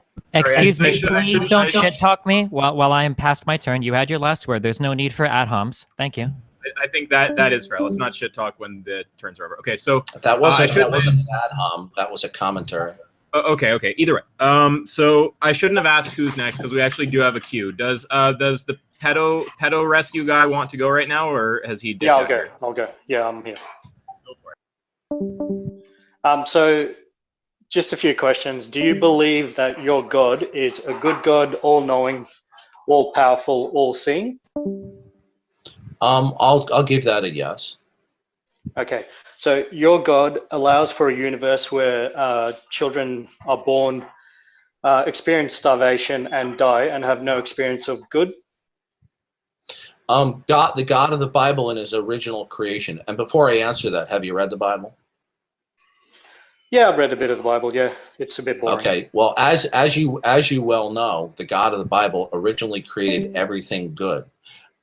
Death and suffering are a temporal judgment because of man's rebellion. Yep. So you believe everything that happens is objectively morally good? I'm not understanding the question. I think it's a pretty simple question. You believe in objective morality due to the Bible? Yes. Yeah. Yes. Okay, There is so objective. No, Yeah, I didn't so- say that. No, I didn't say Yeah, that. yeah, I said I believe. But listen, you can let me answer. Go ahead. You asked me, do I believe in objective morality? The answer is yes. Okay, so everything that happens is objective morally good because God No, allows I did not say that, sir. So is Don't- God all-powerful? Please do not put words in my mouth. I didn't say that. I said, okay, is God all-powerful? Yes. The things that God does and allows to happen is good. Yes. So allowing children to starve to death is objectively morally good because God allows it. Yeah. God's temporal judgment, where there is suffering and death, is an aspect of his righteousness and justice. Therefore, it is good. Cool. I'm just going to go through the entire list. So children being raped is objectively morally good. No. God permits human beings to have the capacity to have agency. Some human beings exercise their agency in opposition to God's commands and God's character. God is all-powerful and he can intercept or allow whatever to happen, correct? Yes. So he created a universe where children can be raped, correct? God created a universe where people can sin. Yeah, okay. So God allows for a universe, or created a universe where children can be raped. And because what God Yeah, has and created, he created a that is universe. objectively good. He created a universe where some people can mistreat children and adults. Yep, so God has But created that a is universe. that's right. Sorry, just 1 second. It's temporary. Yeah. So even though it's temporary, children are being raped, and God created a universe where children can be raped. Okay, is there something wrong? Is there something wrong with rape in your worldview? Within my subjective worldview, yeah, absolutely. Is it not wrong in your worldview? Well, rape would be objectively wrong because it's inconsistent with the character of God. But when you say subjective, when you said your did you mean your subjective morals or your subjective worldview? So I believe morality is subjective. So I disagree. Didn't I hear you say your subjective worldview? I think I said subjective morality. Okay. Are all let me just just give me a second. I am going somewhere with this. I am going somewhere. So God is all powerful, yep. And everything he does and everything he has created is objectively good and allows for is objectively good, yep. On the seventh day after God got done created, he declared everything was good on the seventh day. That's not what I said. I said everything that he allows for in the world to happen, and effectively the universe that he creates, and because he's omnipotent and omniscient and able to see everything, he's created a universe where everything that happens is objectively good. No, not everything that happens is objectively good. Sometimes angels and human beings exercise the agency that God has given them in opposition to God's character and will. So you're contradicting yourself, okay? So either earlier you said that God created a universe where everything is good, okay, and that he is omnipotent, and anything that he allows for, and within the universe that he created is objectively good. Yes. Where's my contradiction? Well, you just said earlier everything that happens within the universe, because God is all powerful and all seeing and all knowing, it is therefore objectively good. And now you've said not everything that happens in the universe is objectively good. You're not representing accurately what I said. Now, where's my contradiction? No, I think I have. I think I have accurately represented. Do you want to? No, you haven't. Would you please like to cite my contradiction? So you said it. I think I've said it earlier, and I'm pretty sure everyone in this Discord knows what I've just said. So I don't really see how this is difficult. I'm still waiting for you to cite my contradiction. Do you want me to repeat what I've said? No, because what you said was not clear. Okay, I'll start again. Is the world that God created? Okay, so God is. Let's just start from the basics. So God is omnipotent. Yes. Yes. God is all-seeing. Yes. Yes. God is a good God. Yes. Yes. God created a universe where everything that he allows to happen is therefore more or less good, or he perceives it to be allowable. No, on the seventh day when God got done creating, he declared everything that was good on the seventh day. Okay, but God can intercept in the universe, isn't he? Or is he not all powerful? Yeah, God could stop somebody from sinning. Okay, so why doesn't he stop children being raped? Why? Because he has a plan for human history, for mankind to rebel and see the consequences of mankind's rebellion. You could ask the question, why doesn't he stop adults? I'd like to ask you a very simple question. Why is it that you only reference children and not adults being raped? Would it make you feel better if only adults got raped? Well, if you might notice from my name, I'm actually just interested in children being raped, but no, that's a joke. All of that is bad. Yeah, but Stop. I'm answering your question. Yep. Yeah, sure. So I'm only saying that because this is a recorded conversation. Okay. So I want everyone to see that you think that God created a world where children being raped. I feel like that's something that most people would be able to understand. God created a world where children being raped. You're not representing what I'm saying accurately. You have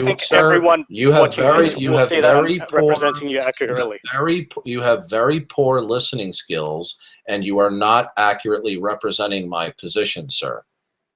I think I asked you really simple questions. Yep, and No, I've sir, allowed for you to speak. you have poor listening skills, and you did not accurately represent my position. Literally everyone in this Discord can understand that you Yeah. believe that there is an all-powerful God who has allowed for a creation of a universe where children can be raped, where people starve to death, where bone cancer exists, and you believe, by extension, that that is objectively morally good.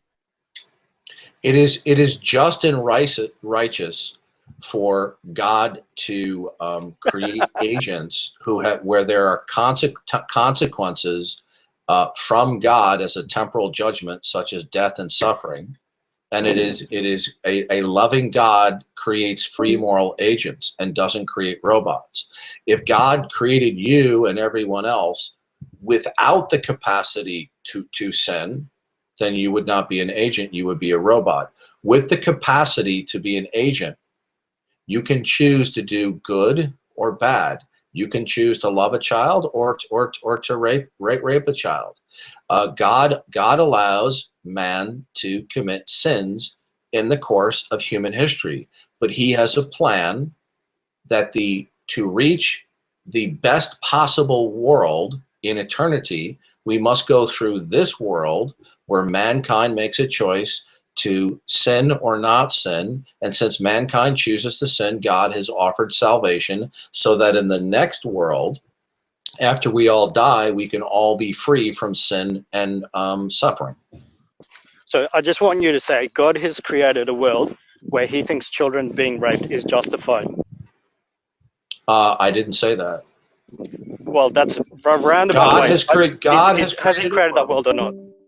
Okay, God has created a world where he has created free agents who have the capacity to harm one another temporarily in the course of human history, so that those who are sinners, who repent, can live free from death and suffering and harm and sinning in eternity. Would you like to join that future world, sir? Yeah, so stop avoiding the question. It's a pretty simple question. I answered your question. No, you didn't. You didn't. Please don't overtalk me. Please do not overtalk me, sir, or the conversation will be over. Okay, I answered your question. Yo, Darth, okay? it's ask yourself right now.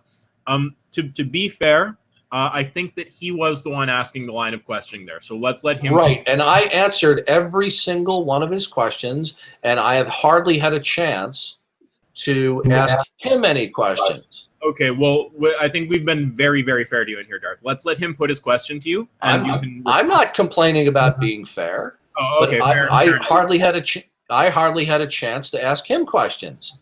Okay, well, you certainly will get one, but just because we did the same thing for you, where we allowed you to persist with your lines of reasoning, we're going to do the same. Yeah. Okay. That's fine. So go put your line of reasoning, Tim. Try not to, belittle him though. That's what caused him to cut in on you. So just say whatever you're going to say. It's a little bit hard to not belittle it. So would you like to join the future world where it will be free from death and suffering that you so much hate? Because God offers that future world where there will not be any child rape or bone cancer, and everyone who turns to God in human history will be saved from their sins and will ultimately and eternally be free from death, suffering, bone cancer, and child rape. Would you like to join that future world, sir? Absolutely, I'd love to join it. The question then becomes, why doesn't he do it now, though?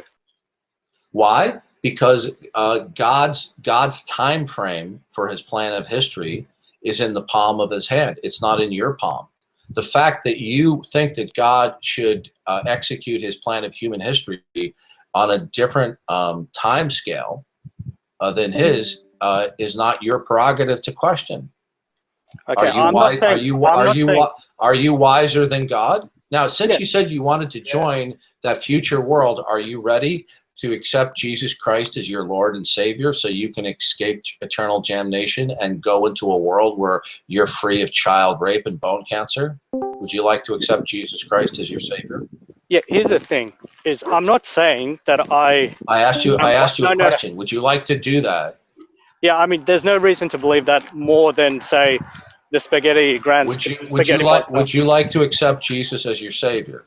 That's just your sales pitch, man. That you've got no reason No, to believe that that. no, Just that stop. that's No, it. no, stop. That's You haven't no. answered I'm not my. going No, to you stop. haven't I answered my asked you a first question. Okay, we're done. We're Oh, done, we're sir. done. If you're going, Done, sir. if we're going to, if Sir, we're going sir, to be sir, obnoxious, sir. Guys. all right. So Okay, I'm going to turn your microphone down. Once you start getting obnoxious, then the conversation's over. All right. So, well, I think that we should still. Do you have any final questions that either of you want to ask each other, or do you want to just do last words and go to the next person? Well, I did ask him a question. The question was, would you like to accept Jesus as your savior so that you can be free from child rape and bone cancer in the future? Yep. And Darth, I took his answer to be more or less, yes, I would, but I'm not convinced that's the reality of the situation. Is that? I didn't hear him say that. No, I know he didn't say that word for it. I think that's what he's trying to say. But Yeah, that's pretty. Yeah, Okay. that's correct. Okay, good. Then I'm done. Can I? You go ahead. Ask yourself. Are you okay with him putting another question to you, or are you saying you want another person? Well, when I do try to answer questions, he repeatedly cuts me off and overtalks me. Okay, well, if he does not do that, do you want to hear him? I think it would be. He's been given plenty of time. I think it's best to move on to somebody else. All right, we'll give him a last word, and we'll give you a last word. Okay. Cool. I'm good to go ahead. Well, yeah, but it's not a line of questioning. It's like a final statement. Yeah, no, that's fine. So I guess my final part would be, he objectively believes in a world where God has a all-powerful, all-knowing, all-seeing, good God has objectively created an objective morality where children being raped and everything that you know to be or you think to be bad in this world can exist. Somehow he thinks, so basically, that it's objectively morally good for children to be raped. That's essentially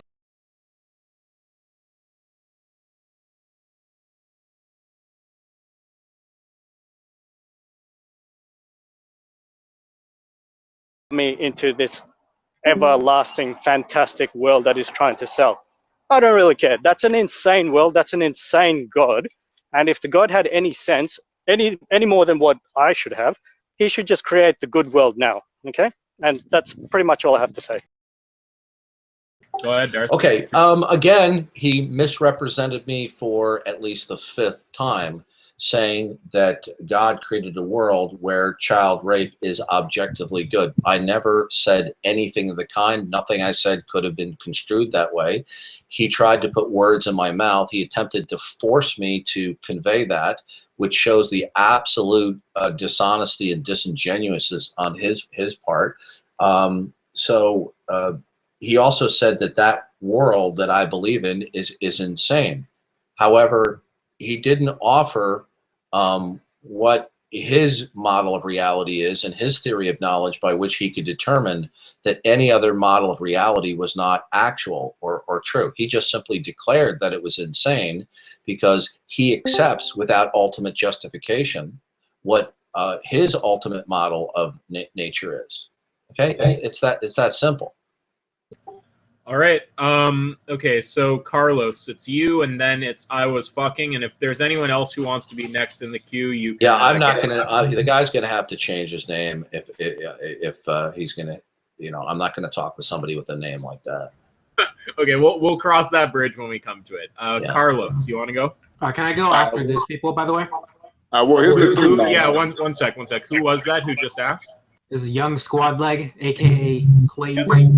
Yep, you can go after those two, and we'll figure out what we're doing with I was fucking. Okay, Carlos, go ahead. I don't care what you change. Okay, well, here's the thing, man. I go last because I'm the final boss of the server. I have a very important story to tell Mr. Darth here, so I have to go last. All these people have to go before me, man. Okay, all right, so I was fucking. Have you changed your name to something Darth is going to accept here? As far as I know, I don't have the role to change my name on the server. Okay, I'm eating a friggin' burger right now. A vegan burger. Can one of the mods just change his name? Okay. And someone tell me when that's done. You give us the commentary on that burger. Change my name to a good Christian boy. Yeah, Isaac, I'm here. People want me to go. All right. Well, Insup, I'm sorry, you have gone a bit behind in the queue now, so you can go after this guy in Squad Leg. So, yeah, what's your name now? Good Christian Boy? Yep. Okay, Good Christian Boy, go ahead and put whatever you want to put to Darth. Okay, Darth. As far as I know, I'm probably going to be the only His person. his name isn't changed. Are you sure it's not your Discord lagging? All right, let me reboot. Sure. While he's rebooting, listen, Insop, you go before me, mano. I'm not looking at it right now, but like, if it's not changed, he's going to be stuck. Okay, it's changed. Go ahead, Good. Okay, has that fixed my name? Yes, it is. You're good to go. Excellent. Okay, so Darth, I'm pretty sure I'm the only person in the server so far that you're going to have talked to that isn't an atheist. Isn't that surprising? No. Okay then. Well, I would like to relate to you the evangelical message of Lord Azathoth, the blind idiot god who lives outside the universe. Would you like to hear his message? Sure, go ahead. As revealed to me through special revelation by his son, the Black Pharaoh Nyarlathotep, he has told me that this world, in fact, has no meaning aside from his own existence.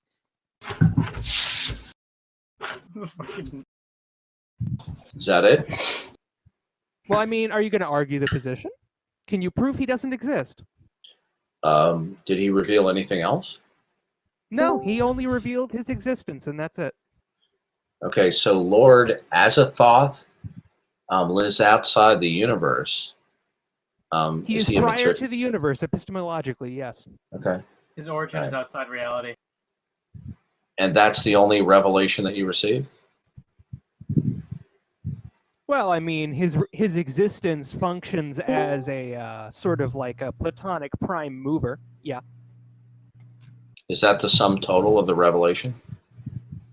I mean, you can extrapolate from the sum total of the revelation as No, listed it's in not. the Necronomicon. It's not incumbent upon me to provide that. Is that the sum total of the revelation? I did not mean you by you. I meant that sort of in the general sense. Yeah. One can, by the fact that he's related his message in the Necronomicon, which is itself self-affirming, written through special revelation by the mad Arab Al-Hazred of his existence, and of course of other principles pertaining to his existence, like his lineage, the basic laws of physics, the eldritch horrors that prey upon us all. The special revelation is relatively similar to a biblical one, but a few key characters are different. Has this been revealed to the bulk of humanity? Does a special revelation from Darth the prime Dawkins. mover of the entire universe, the god of all gods, need to be known by more than even one? In fact, I would argue That's that not like, sir, listen to me. Okay. I asked you to answer the question, you're not answering it. If you want to do shtick with somebody else, okay? Next. Hey, you can't. That's do a that, legitimate. sir. I'll have you know, that is a legitimate religion, actually. You know. Okay, I want to come in for just a sec. So he obviously is doing a shtick, but the point of what he's trying to do is he's trying to use your same argument and show that maybe it could justify anything or any other god.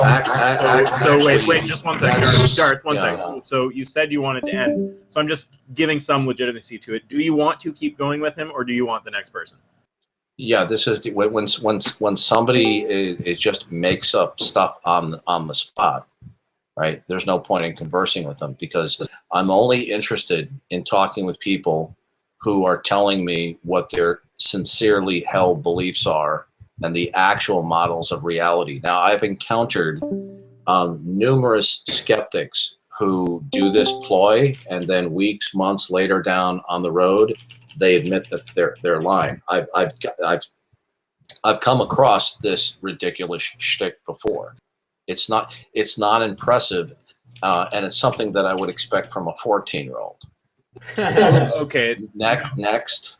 All right. Well, we're still gonna give him a last word about as a thought. Sure. Or whatever. Sure.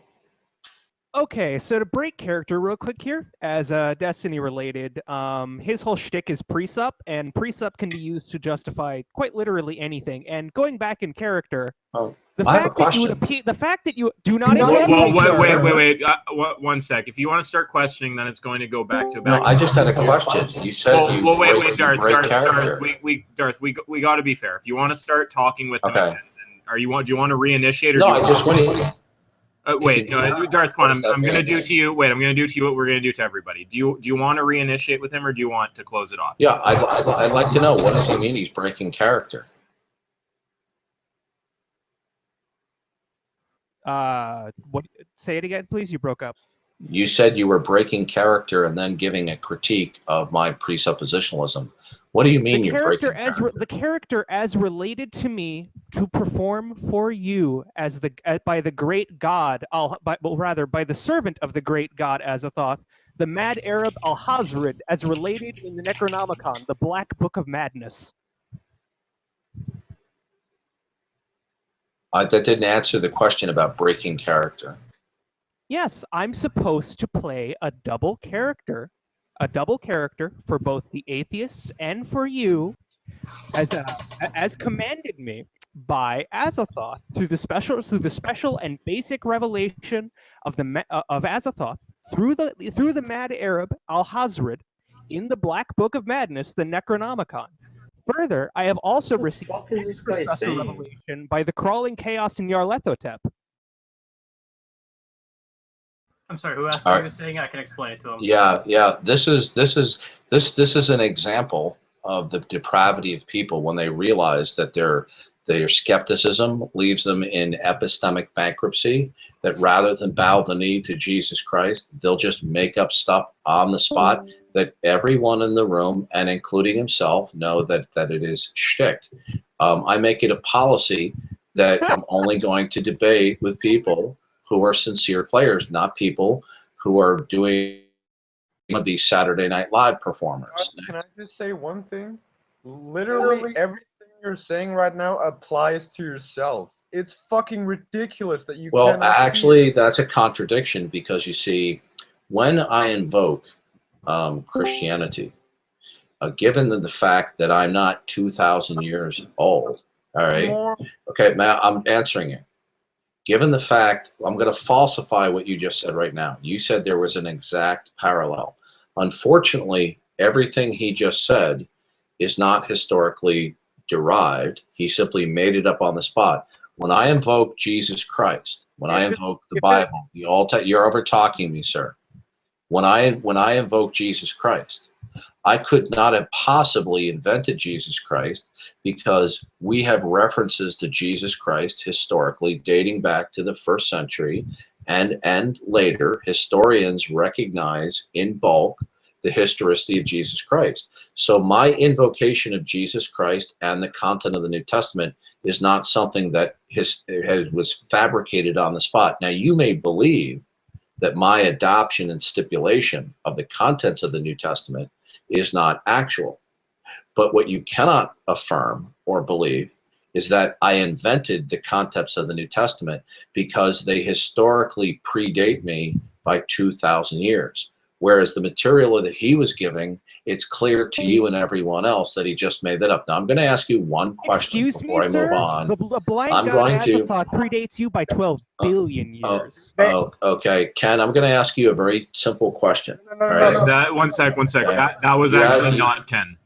That was not. No. I know that was Mr. Shtick up there. So, Ken, I want to ask you a question. I want to test your integrity. Now, Ken, I'm going to ask you a question. I have to say this. I'm going to ask you a question, and I want you. Okay, please stop over. Okay, Ken, if you're going to overtalk me, I don't want to. I'll have to ignore you. It's ask yourself talking. Ken, do you want to re-engage, or are you wanting to not debate, Ken? I just wanted to get that one simple point out.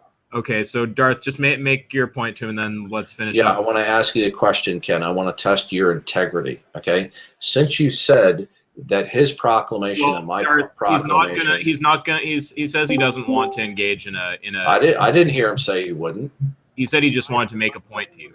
But you can make your point. Oh, okay. Okay, good. All right, I'll make a point. Since he wants to act as a drive-by, which shows he doesn't have any intestinal fortitude. Okay, what Ken was doing, either Ken is fundamentally stupid in believing that there is an equivalence between the content that I'm saying, because the content of what I'm saying historically predates my existence, whether or not he believes that Christianity is objective or historical, where Ken could not possibly believe that what he heard, this Saturday Night Live shtick performer, that it historically predates him in history.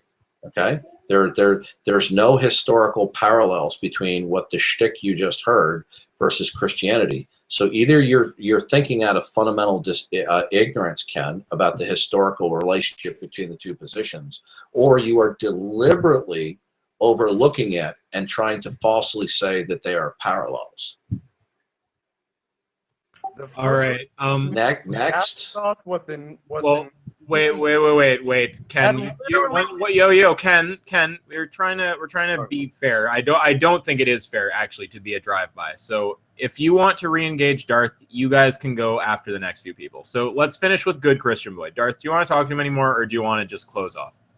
No, I'm not interested in somebody who's doing performance. Okay, well, we are still going to let him complete his performance. So if you want a last word there, then you can go ahead. Then Darth can go, and then we'll pass it to Squad Leg. To conclude, the fact that this heathen, this absolute, no, I'm sorry, Darth, that's wrong of me. I will not profane your name. Simply, I will relate the fact that you would reject the great master is offensive to me. And I will simply close by saying, hail the great ones. Ya Abath, Ya Azathoth, Ya Uxuklik, Ya Dolath, Ya Dendra, Ya Groth, Ya Njordnidik, Ya Aya Nyalathotep, Ya Shubnigurath, Ya Shulka, Ya Satya, Ya Seshoth, Ya Nehekh. I'm sorry, my copy of the Necronomicon is rather, it's old, it's kind of damaged. Ya Ichenich, Ya Filichale Shikenth, Ya Thulch, Ya Yogsothoth. Bye-bye. Praise Shub. Praise Shub. Got anything to say to that, Darth? Oh, I think it speaks for itself. All right, Squad Leg, go ahead. All right. So I would just pose the same question that Destiny did first, which is, what exactly is the method by which you're determining God's revelation to you? Well, in regards to natural revelation, there's not a method. It's automatic because it's ordained by God. So I don't use a method to apprehend certain things within natural revelation. It's just automatically, I have it in my mental state, such as the reliability of my sense perception, the basic reliability of my cognition. God has ordained that I think this way automatically, and it's not something that I choose or a method that I use. So it's okay. So it's by God's ordainment of your senses that you're able to determine the existence of. Okay. Yeah. Other than the choice, other than the free choices of agents, God. Well, actually, God ordains choices as well, but that doesn't mitigate against them being choices. But God acts in complete sovereignty. So my fundamental mental states, such as having the basic reliability of my cognition and sense perception, is not something that I actually choose or assume. It's just something that I automatically do because I'm made in the image of God. So there's not a methodology there. It just automatically kicks in at a certain point of neurological development. So when God made Adam, because Adam was created mature, he didn't have to go through any maturation process. So he automatically operated with the mental state of accepting the reliability of basic sense perception and cognition. Okay, I understand that, but why? Okay, so what compelling reason do you have? I don't mean like some sort of supralogical evidence. I just mean, what reason do you have to believe that that came from God? And I would posit that that is one of the least convincing explanations for the origin of sensation that I've ever heard in my life. It wasn't. Well. I'm sorry that you feel that way, because it wasn't an attempt to persuade you. Okay, but if it's that philosophically Did unsatisfying, you think that that was an attempt to persuade you? It wasn't. It was an attempt to answer a question. well, that's great. But I mean, why would you hold a position that is so You asked me. philosophically unsatisfying? Why. You asked me. Well, you deem it is philosophically unsatisfying because of your model of reality. Okay. If you shared the Christian model of reality, it would be entirely satisfactory. So the question is your model of reality by which you invoke my stipulation is unsatisfactory, can your model of reality be accounted for? Because in the absence of you accounting for your model of reality, you not being satisfied is meaningless. What do you mean by account for? Well, everyone operates from a model of reality when we speak. Yes. In order for any of our words to have meaning and intelligibility, ultimately, they have to be spoken from a context of the ultimacy of reality, which provides them with intelligibility. So when you said my words were completely unsatisfactory, they didn't conform or cohere to your network of beliefs or foundational beliefs and your model of reality. But you're presupposing that your model of reality is actual or vertical. Is your model of reality by which you declared it was unsatisfactory? Is that model of reality actual? Actual? I wouldn't say that it is. No, not really. Okay, so then when what I said to you, although it wasn't an attempt to persuade you, it was an attempt to answer you what my mental states were. When that's unsatisfactory, it's only unsatisfactory because my words do not conform and cohere to your unjustified model of reality. Okay, well, that's, I suppose you could say that, but no, you said that. Well, no, I'm referring to what you said. You said the reason that it doesn't like stick with me is because of my quote unquote unjustified. Because it doesn't cohere with your unjustified model of reality. Those are your words. Okay, but I posit that every model of reality is unjustified. I don't know how do you know? How do you know? I don't. That? I obviously don't know. Well, if you don't know that, why are you asserting it? Because I have a very good reason to believe that that's the case, and unless you can present evidence, sir. Well, wait a minute. Let's slow down here. You're asserting something is the case, and you don't know it? Absolutely. I'm very comfortable with not having 100% certainty on that belief. Okay, I didn't mention psychological confidence, sir. I mentioned knowledge, justified true belief. Okay? I'm using the pretty standard definition of justified true belief, not psychological confidence in a belief that may or may not be true. Okay? So why are you asserting something that you don't know under the standard definition of knowledge? What is the assertion that you claim that I'm making outside of knowledge? You said nobody knows. Nobody can ultimately justify our model's reality. How do you know that? I said every model of reality is unjustified. That's right. How do you know that that stipulation is true? I said that I do not know. Okay, did you assert that every model of reality is unjustified? I said that I believe that that's the case. I didn't say that I know that that's the Okay. So all you're simply telling me is you possess a mental state. I don't Good. think that's an accurate representation. Okay. Are you asserting that no models of reality are justifiable, or that you have a belief that no models of reality are justifiable? Well, yeah, I'd say that I have that belief. I'm not asserting. Okay. That Do you understand that a belief is a positive attitude toward a proposition? Well, it is an attitude. Well, yeah. Good. So that belief, you have a positive attitude toward that proposition. Is your positive attitude toward that proposition mean that the proposition is actual? No. Oh, then how do you have a positive attitude toward a proposition that is not actual? Could you explain that? Sure. I don't believe that anything is necessarily actual at a basic level. What about that statement? What about it? What do you mean? Well, what you just said is a self-contradiction. Well, I said I believe that. I don't know how that just contradicts itself. Right. Is that a knowledge statement, sir? No, it's my belief, and that's one of the basic. No, sir. You just made a fundamental error that people make every single day. If I say to you, I believe X, is that a knowledge statement?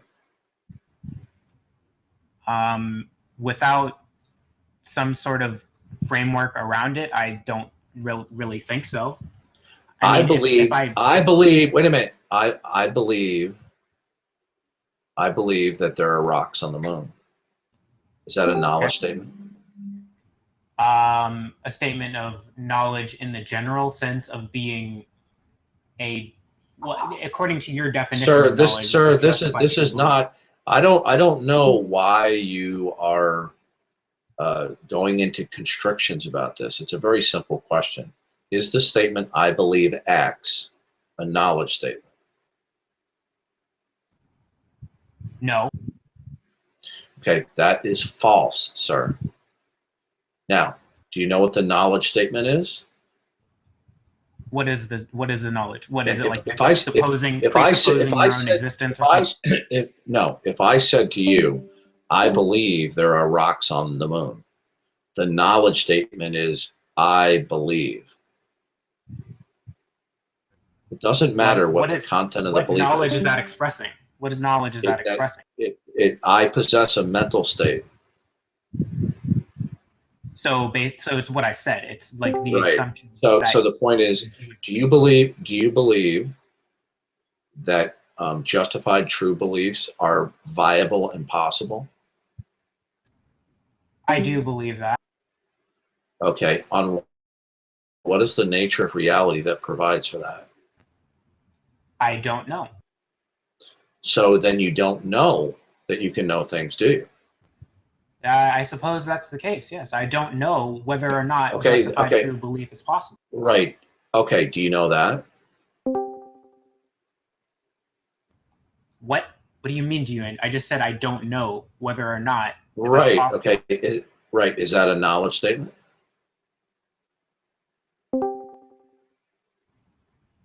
The answer is yes, it is. So you know that you know some things, don't you?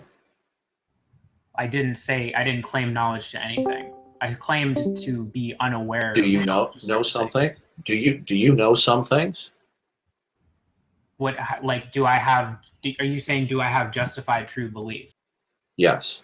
Within the framework of reality that I accept, which is that I exist and causality exists outside of that, and it's a framework and it's kind of stacked on top of itself. But within that framework of I have knowledge. Okay, so you know some things. Can you tell me what's the ultimate nature of reality that provides for that? For the existence of my knowledge? Mm-hmm. No. Okay, so basically, when you make knowledge statements, it's completely unjustified, right? I wouldn't say unjustified. I'd say there is some justification. Are your knowledge statements justified? What is the means in your worldview by which something can be known in it with a justificatory path? Well, I'd say that just like for me, the baseline is I have my axioms, which I've accepted, which is that I exist.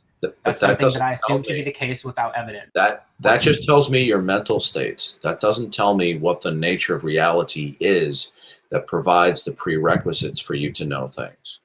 I understand that you have mental states that you call axioms.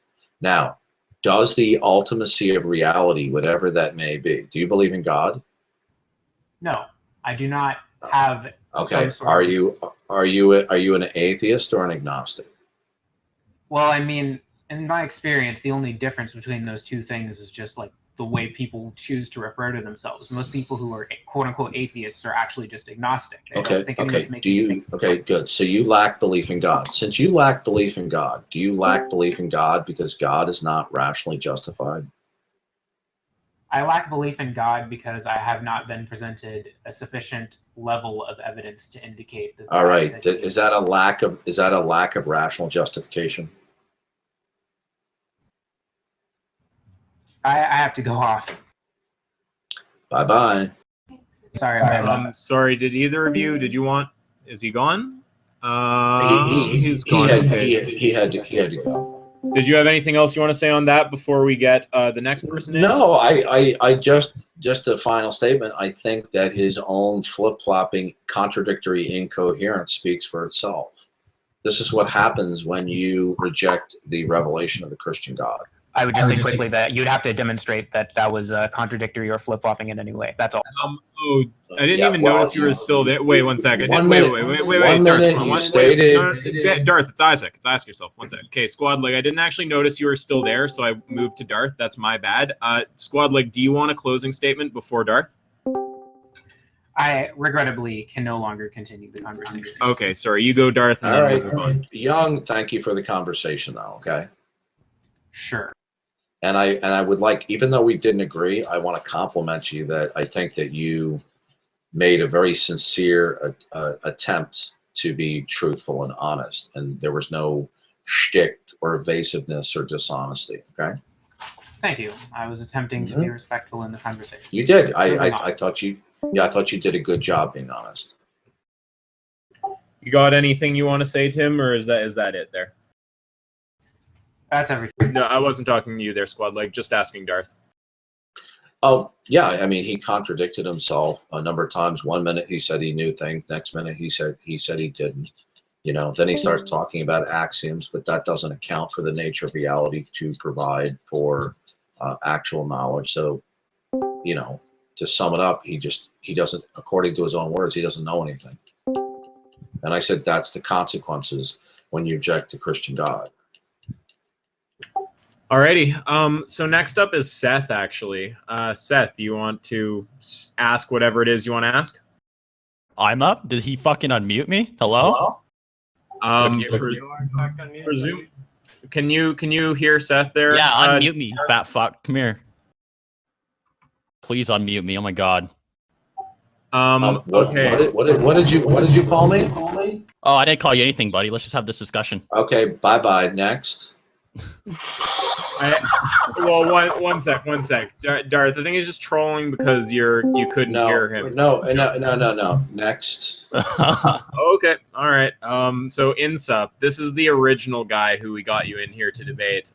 Go ahead, make your points. All right, I want to bring this back to the problem of evil because I felt like Darth didn't really adequately address that.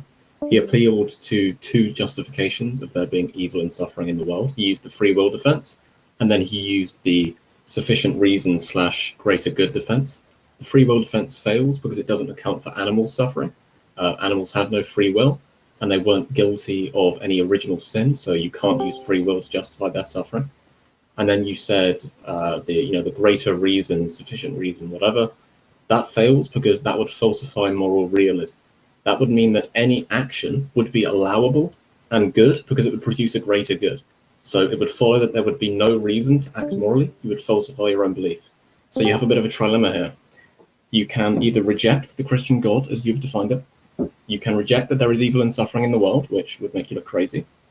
Or you can reject moral realism. If you don't, you've got an internal contradiction in your worldview.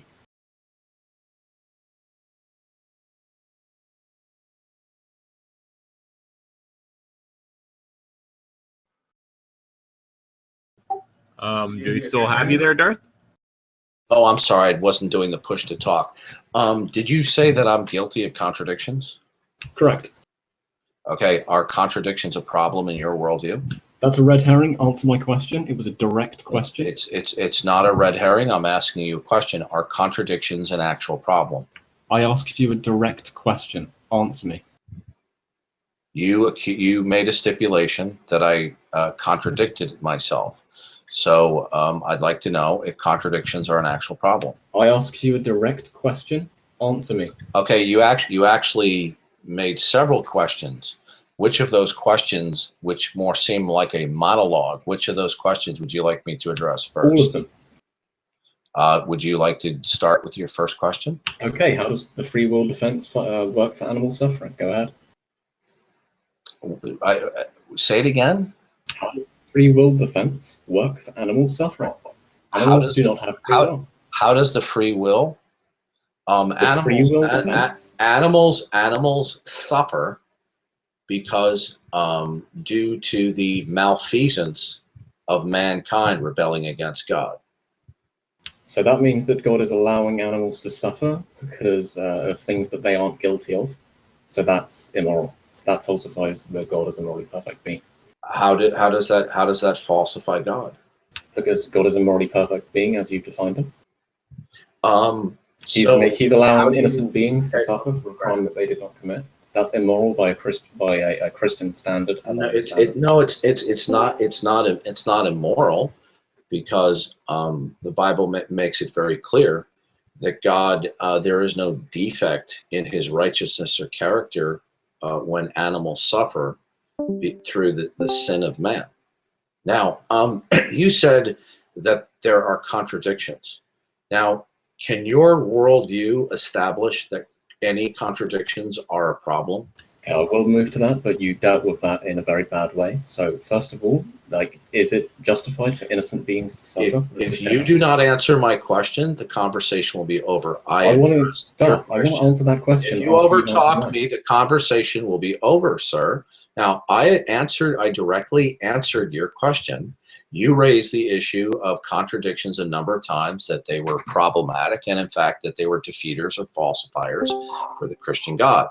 Now, there's going to be some quid pro quo here. If there is not, the conversation will be over.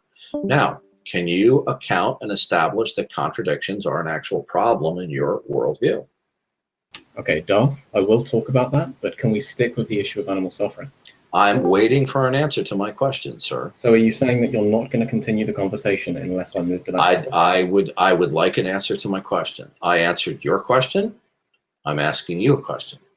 Okay. Do you have a rational justification that contradictions are an actual problem in your worldview?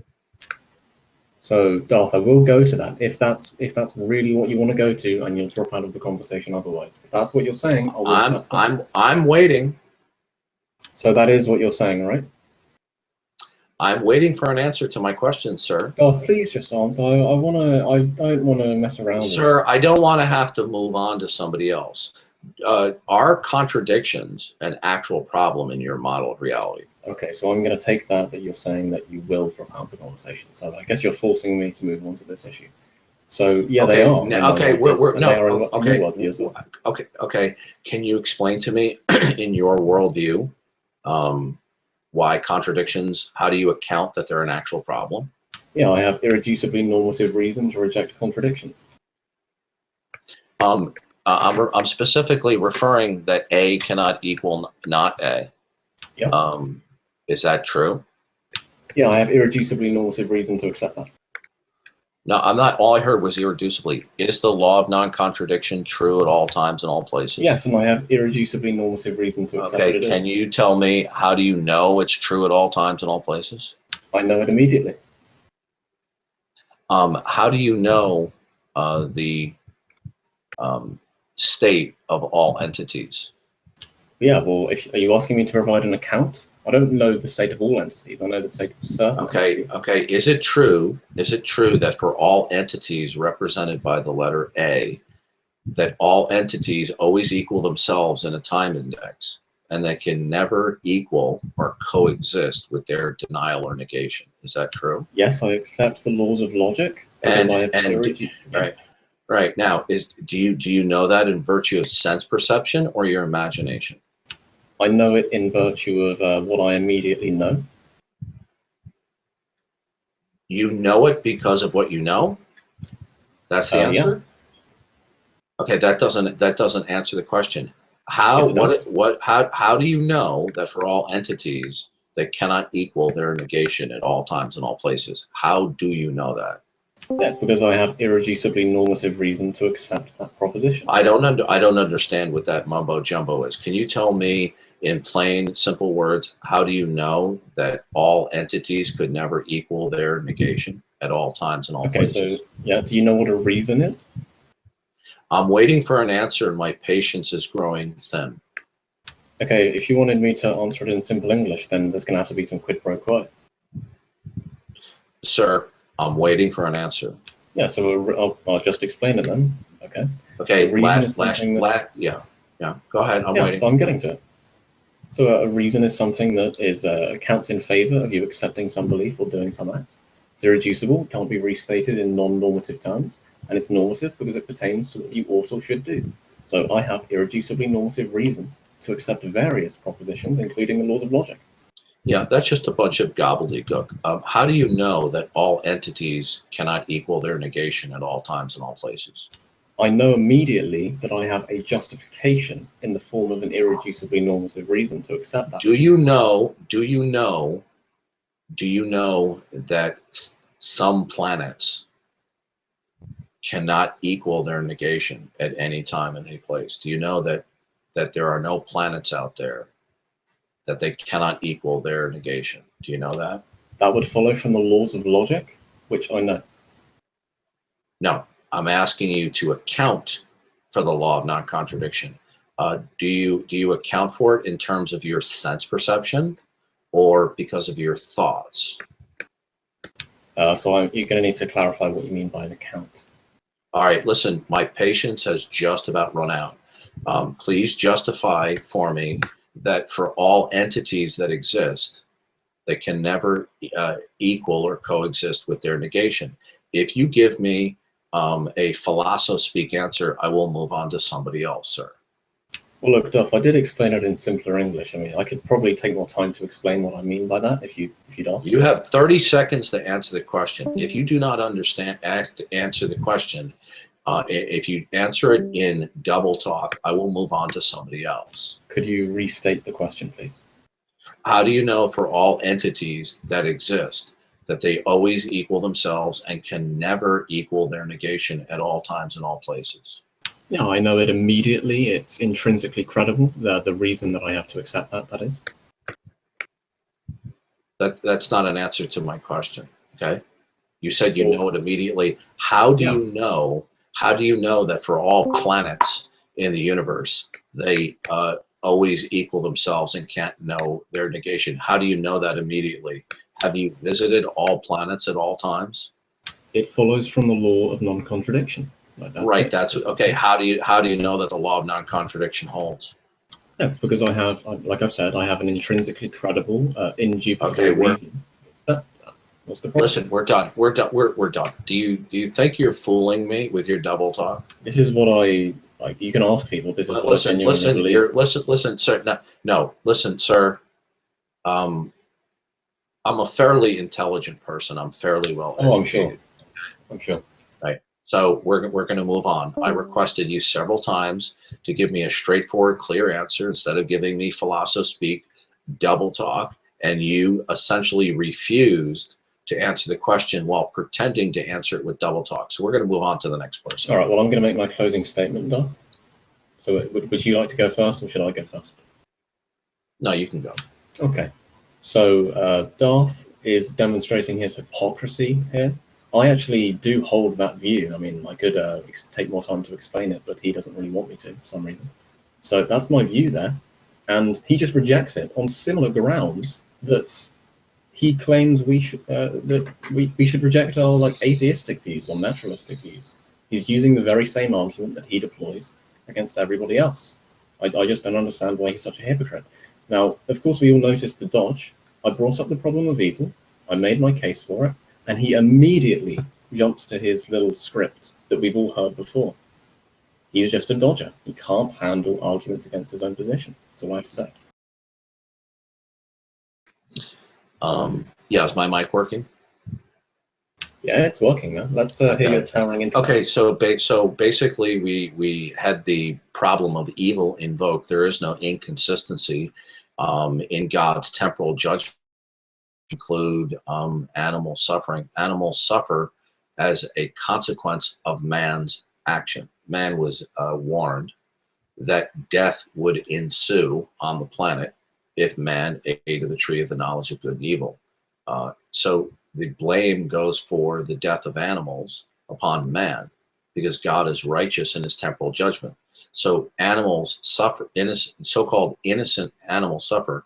Animals are neither innocent nor guilty. Animals just suffer because of the consequences of man's agency in violation of God's command.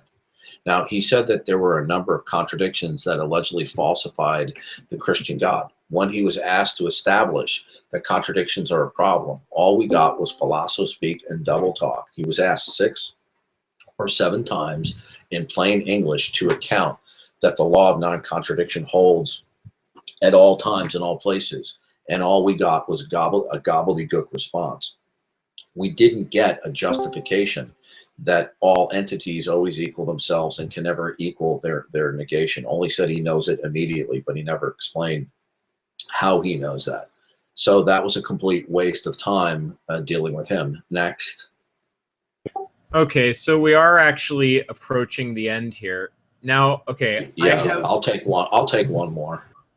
Okay. Well, I know Carlos wants to go, but I think also JHC has something quick for you. Do you mind doing 2, or are you calling it now? Who? His name in here is Protoss Armada. Is he one of the? Is he from Krillism? He's not really tight with the Krillism people. That's kind of why we've always liked him here. I mean, worst case, he says something you don't like. What's his screen name? His screen name in here is Protoss Armada. He's at the very top of the list. Protoss, have I put you on my troll list before?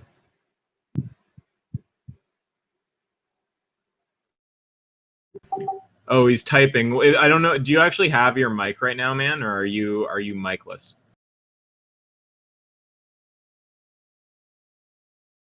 Oh, yeah, okay, you're gonna have to do it at another time. He says apparently you are on the troll list. Okay, and then yeah. Seth, who you've said you don't want to talk to, apparently he does actually have a serious argument about perception. Is that something you're interested in hearing? Well, if I said earlier I didn't want to talk with Seth, was he the one who was cursing me out? I think there's more than one person who did that, but he was, I think, one of them. Yeah. So okay, well, I'm asking you if we'll move on. Yeah, I'm not going to change my mind. We'll move on to somebody else. Okay, and just to be clear, him saying he wants to come in with a serious argument, that's not a mind shifter there for you? Yeah, we'll move on to the next person.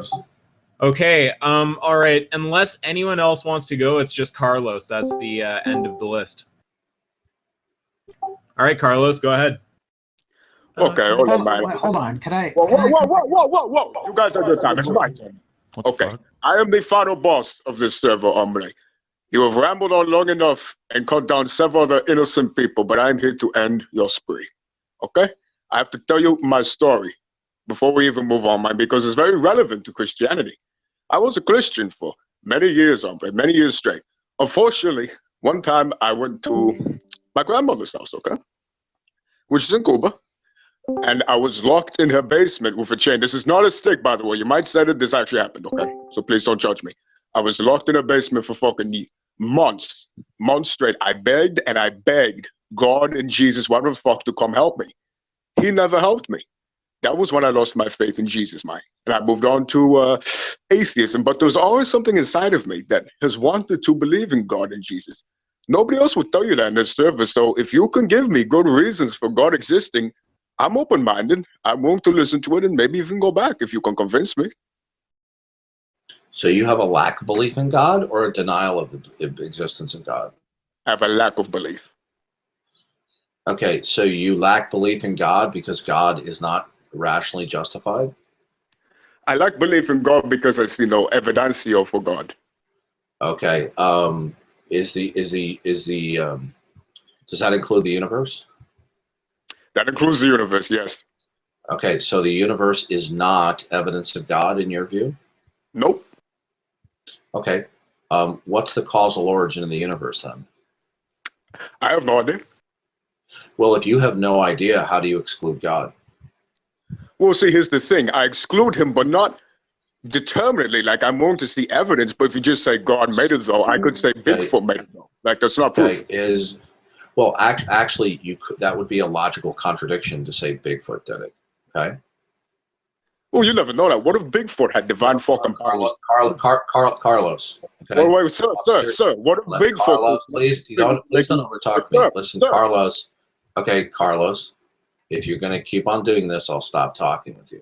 Now, Bigfoot is a material being and is actually a subset of the universe. Okay. Now, so something cannot create itself. If something is a subset of the universe, it cannot create itself. Number two, you stipulated that the universe is not evidence for God, which means that the universe does not have its causal origin in God. That is your stipulation. When I asked you what is the causal origin of the universe, you said you didn't know. If you don't know what the causal origin of the universe is, then you don't have a basis to say that it's not God. You may say that you're unpersuaded, but to say that there's no evidence for God, what you need to do is you need to have a more modest statement saying, I'm unconvinced. But to stipulate that the universe is in fact not evidence, and that would entail that the universe does not have its causal origin in God, then you're going to have to tell me what is the causal origin of the universe that thereby would rule God out. Unless, of course, you had a defeater for the existence of God. Do you have a defeater for the existence of God? I don't think so, because you told me you merely had a lack of belief and not a denial of the existence of God. Now, your atheism, which constitutes a lack of belief, is because there's not justification or evidence-free support. Now, rational justification is going to require that you live in a certain kind of a universe where there's matter, energy, causality, and laws of nature. So since you do reason, do those things exist, matter, energy, causality, and laws of nature, that provide you with the capacity to reason? Well, if I could trust my senses. I didn't ask you about your senses. I said, since you have the capacity to reason, and reason is going to require the reality of the external physical world, causality, and laws of nature, do those prerequisites of reason exist? Sure. How do you know it? Well, I have to rely on my senses, but then again, like, how do you know the universe hasn't always existed? Okay. How do I know that? Do you believe in science? Yeah, mostly. Do you accept the second law of thermodynamics? I don't know what that is. That means that everything is moving from a state of order to disorder. Well, the first and second law of thermodynamics are some of the most highly regarded laws of science. Do you accept those? Yeah, sure. Okay, well, if you hold to the second law of thermodynamics and the universe has been around forever, then the universe would have reached a maximum state of disorder or entropy. So that would be inconsistent with the second law of thermodynamics. Now, you need to give me an account or a justification that causality exists. You told me you use your sense perception to justify causality as a prerequisite for your reason. Appealing to sense perception to justify causality is begging the question. Sense perception is a set of causality. So all you're simply saying when you appeal to your senses or your eyes, you're saying a set of causal connections, eyesight, therefore causal connections. Arguing causal connections, therefore causal connections, is begging the question, and it is a philosophical fallacy. So other than appealing to begging the question, do you have any other means of justification for causality in order to establish that you can reason and reason about God? Well, wouldn't you use your senses also to discover God? It doesn't matter what I think, sir. Can you justify causality? Because without justifying causality, you will have no basis to claim that you can reason and then reason that you lack belief in God. So what's your justification for causality, sir? Since God requires a justification, then your God, which is matter, energy, causality, and laws of nature, also require a justification. Now, if you don't offer a rational justification, you will be violating your own principle. What is your justification for causality? Well, the way I see it, Mano, the only thing I can do is rely on my senses, really, which are just as flawed as yours. Okay, first of all, we're not discussing that it's flawed. You are begging the question. Do you know what begging the question is? Sort of. Okay. You are resorting to a fallacious line of reasoning. When you appeal to eyesight to justify causality, eyesight already entails causality. Could you see things if causality didn't exist? Probably not, no. Okay, so causality has to exist first before you can invoke eyesight, right? Well, what if God let me see without causality? I asked you a question. Does causality have to exist first before you can invoke eyesight? Yeah, I guess so. Okay, so when you invoke eyesight, you're begging the question. That's a fallacy. You're going to have to justify causality in some other ways and instead of a fallacy. Yeah, so but go ahead and do it. Okay, sir, evident to what? How is causality evident? Is it evident to your senses? No, it's self-evident. It goes beyond the senses to a very deep level beyond the senses. How is causality self-evident, sir? Is it evident to your imagination? Yeah. Okay, so you imagine that there's causality. Is that correct? Well, I don't imagine. It's beyond that. I have like a deep bond with causality. I have seen it self-evident. We have a relationship now, actually.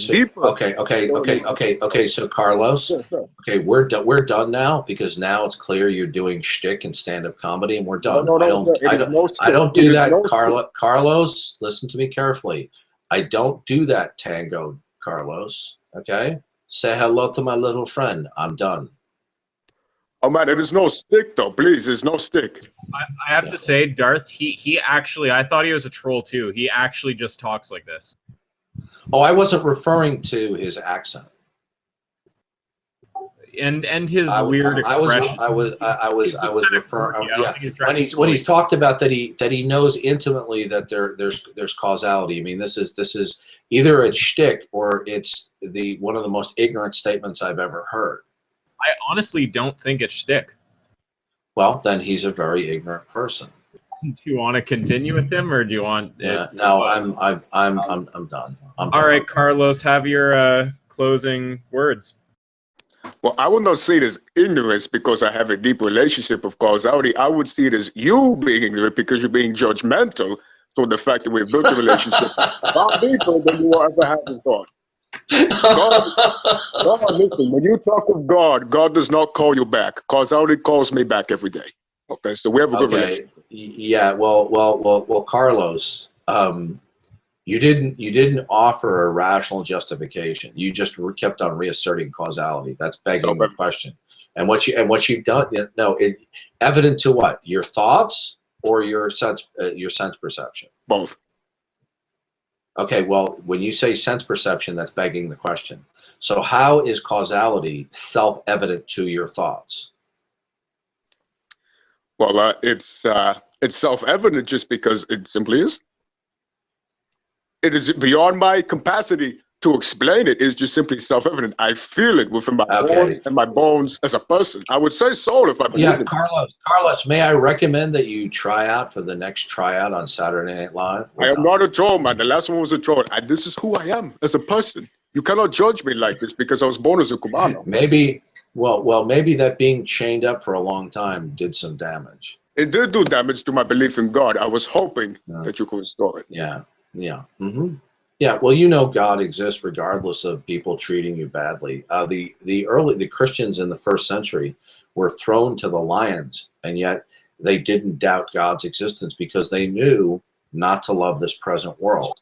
Now, the question you're going to have to ask yourself, do you love this present world more, or do you love fellowship with a loving God who awaits to forgive your sins and to relieve all unhappiness, sin, and suffering when you die?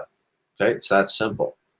And I would love psychologically, to believe that. you can Sure, no, actually, How can I believe that if I have no evidence for it?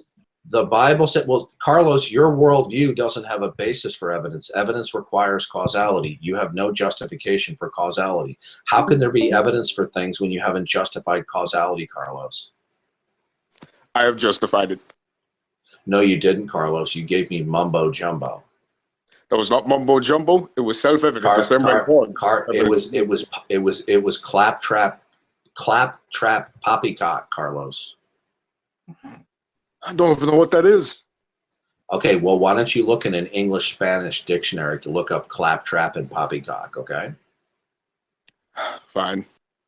Okay, thank you, Carlos. Carlos, did you want any final words there? My final words are, I believe that he is actually a good man of God. However, he is somewhat judgmental towards people like myself and other minorities who come looking for God but get rejected by a very judging white person who wants to speak down to us because we were not born in a clean. Carlos is going to pull the race card now. Okay, Darth, let's let him make his point, and then you can go. I have tried. If the glove does not fit, you must acquit. I have tried to raise myself above the dirty standards I was born in, hombre. So I do not appreciate being judged. If you did have proof for God that was self-evident, I would believe it. I truly would. But you haven't given me enough evidence. If it is self-evident to you, I congratulate you. But it's just Carlos, Darth, Darth, come on, let him finish his point. Carlos, dude. Someone shut Darth up. Fuck. Yo, well, I'm trying to be as fair to him as everyone else, but yeah, Darth, you got to let him finish his statement. Carlos, do you have anything else to say, or are you done with your closing there? I would want to say that perhaps if there is an afterlife, Darth, we could meet there and have a more intellectual conversation with full enlightenment from having died and been reborn. Yeah, Carlos is psychologically deceiving himself because he insists that if he had rational justification or evidentiary support for God, he would believe it. The fact of the matter is, Carlos believes in a number of brute facts about existence that permit him to reason, but he doesn't have a rational justification for it. He demonstrated it with the issue of causality. He couldn't defend or give a rational justification for causality, and all we got was a bunch of mumbo jumbo claptrap garbage from him. So on the one hand, he says, "Oh, I would believe in God if there's rational justification," but he believes in other things that are brute facts that replace God, but he doesn't have a rational justification, just mumbo jumbo. Can you imagine me using his line of reasoning for the existence of God? Do we think Carlos would accept that if I simply took out the concept of causal connections and I put in the word God and I used the same line of reasoning for God that Carlos used for causal connections, that Carlos would accept that? Carlos would reject that in a heartbeat. So he's just psychologically deceiving himself, and he's just making a pretense that if he had justification, there's overwhelming objective evidence for God in all that exists. But Carlos wishes to worship the creation rather than the one true God. And the Bible is absolute objective revelation of God, and the denial of it leads to absurdity. The proof that Carlos asked is that without the Christian God, you can't have evidence, justification, or proof for everything. Carlos wants to deceive himself that he can have justification, but you heard him here tonight. Other than a bunch of mumbo jumbo claptrap, he had no justification for his most bottom basic beliefs about reality. So Carlos is not telling the truth. And I'm done. All right. Well, Darth, you said you wanted to go after that, so I think that's all. You can always come back here and debate people more if you want to in the future. Sure. Thank you and thank you for the excellent moderation. You know it, man.